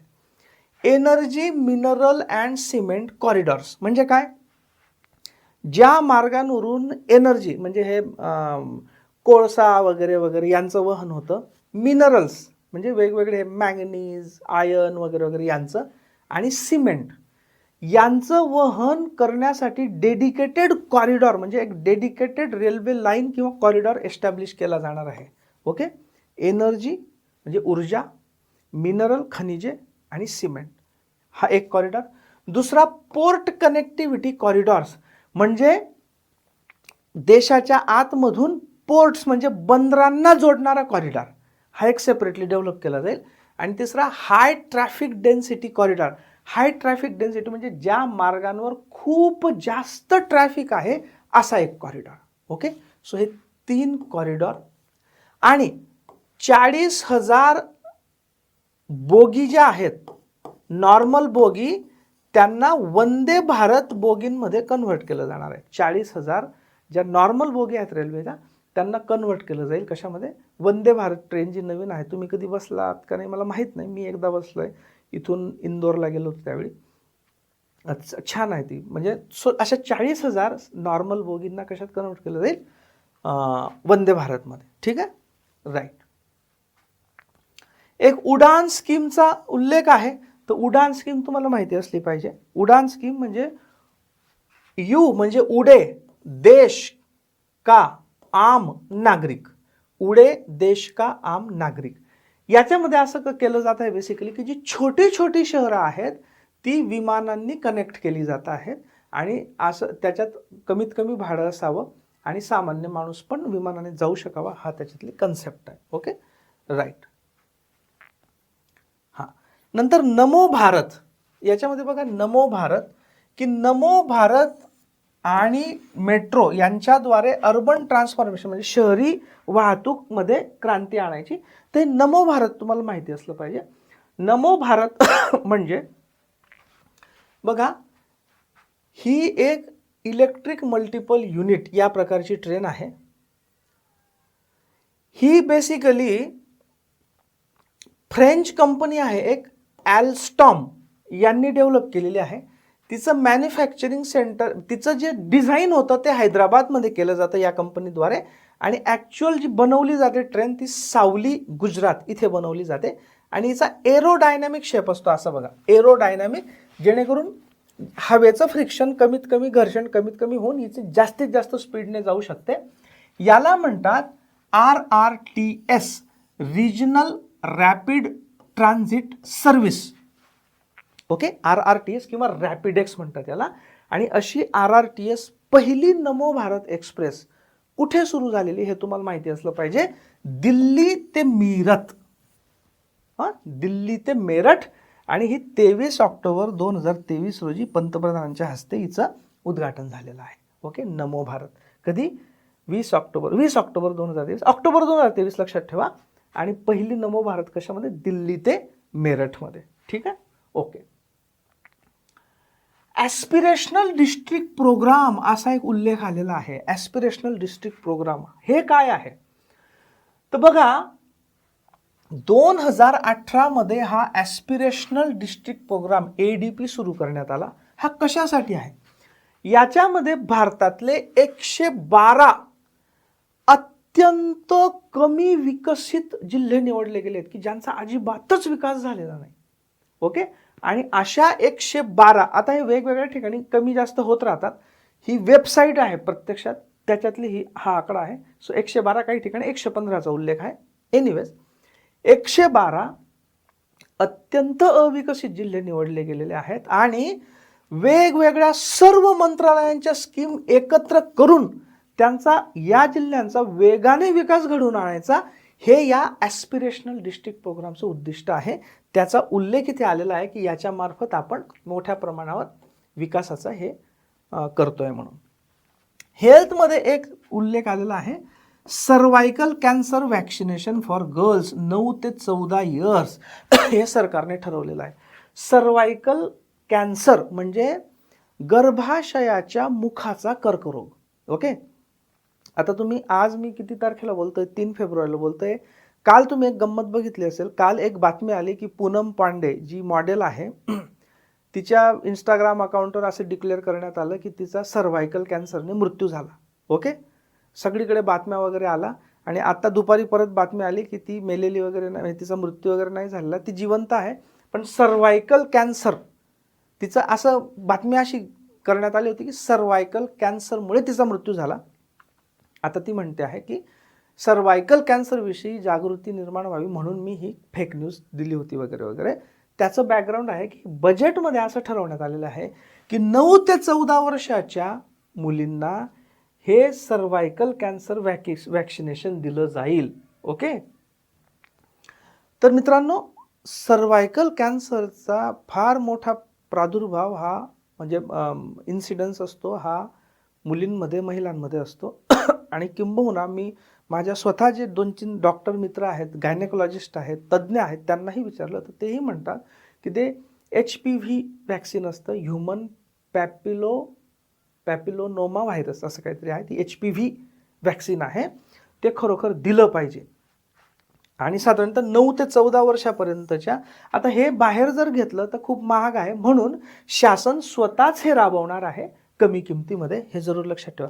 सो सर्व्हायकल कॅन्सर, त्याच्यावरची लस कोणती, HPV. Okay, HPV. आणि माझं हे पर्सनल मत आहे की आपली सुद्धा कोणी बहीण असेल, मुलगी असेल, नातेवाईक असेल, जिचं वय 9 ते 14च्या दरम्यान असेल तर तिला जरूर देऊन घ्या. हे अगदी म्हणजे सरकार सुरू करेल तेव्हा सुरू करेल, पण आपली जर कॅपॅसिटी असेल तर देऊन घ्या, असं माझे जे मित्र आहेत, डॉक्टर मित्र, त्यांनी तरी सजेस्ट केलेलं आहे आणि मी स्वतः देणार आहे माझ्या मुलीला. ओके, आणि इवन थोड्या एल्डरली मला असं पण सांगण्यात आलं की 35 वर्षापर्यंत पण देता येऊ शकतं, त्याच्यावर पण देता येऊ शकतं. अर्थात तो निर्णय प्रत्येकाने घ्यायचा आहे. ओके, पण जरूर करा हे, राईट. त्याच्यानंतर एक युविन प्लॅटफॉर्म याचा उल्लेख आहे की जो मिशन इंद्रधनुषसाठी. तर मिशन इंद्रधनुष मागे किती 2-3 वर्षापूर्वी हा प्रश्न विचारला गेला. तर मिशन इंद्रधनुष जे आहे ना, हे लसीकरणाचं आहे. बघा, measles, polio, pertussis, hepatitis B, tetanus, diphtheria, TB. Okay, आता हे जे मिशन इंद्रधनुष्य आहे याच्या अंतर्गत हे युविन नावाचं ॲप तयार केलेलं आहे.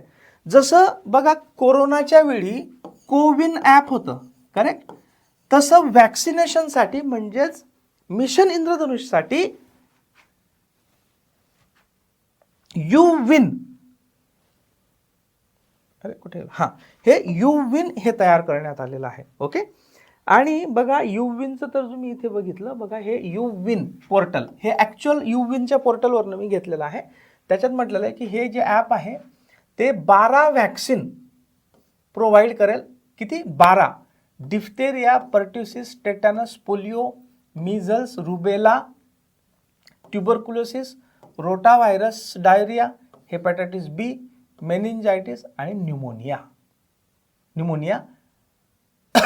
Influenza type B and pneumococcal pneumonia and sub 1 disease Japanese encephalitis. Okay, हे 12 आहेत. तर हे युविन ॲप आहे. ठीक आहे, ओके, राईट. हां, हे तर जनरल आहे, याच्यात विशेष असं काही नाही. ओके, हे तुम्ही हे मी शेअर करणार आहे. हे बाकीच्या गोष्टी आहेत या मला महत्त्वाच्या वाटल्या नाही, पण तुम्ही एकदा याच्यावरनं नजर टाकाल. ओके, सो अशा पद्धतीने आपला यावेळेचा हा बजेट होता. याच्यातलं आपण दोन्ही पद्धतीने ॲनालिसिस केलेलं आहे, इन्कम, एक्सपेंडिचर, वेगवेगळे सेक्टर्स वगैरे सगळे, आणि याच्या संदर्भाने ज्या महत्त्वाच्या संकल्पना त्या पण आपण ब्रीफली बघितलेत, राईट. सो मला वाटतं की याच्यातून तुमच्या बऱ्याचशा गोष्टी क्लिअर होतील. आणखी काही तुम्हाला प्रश्न असतील तर तुम्ही कॉमेंट बॉक्समध्ये जरूर टाका. Thank you very much.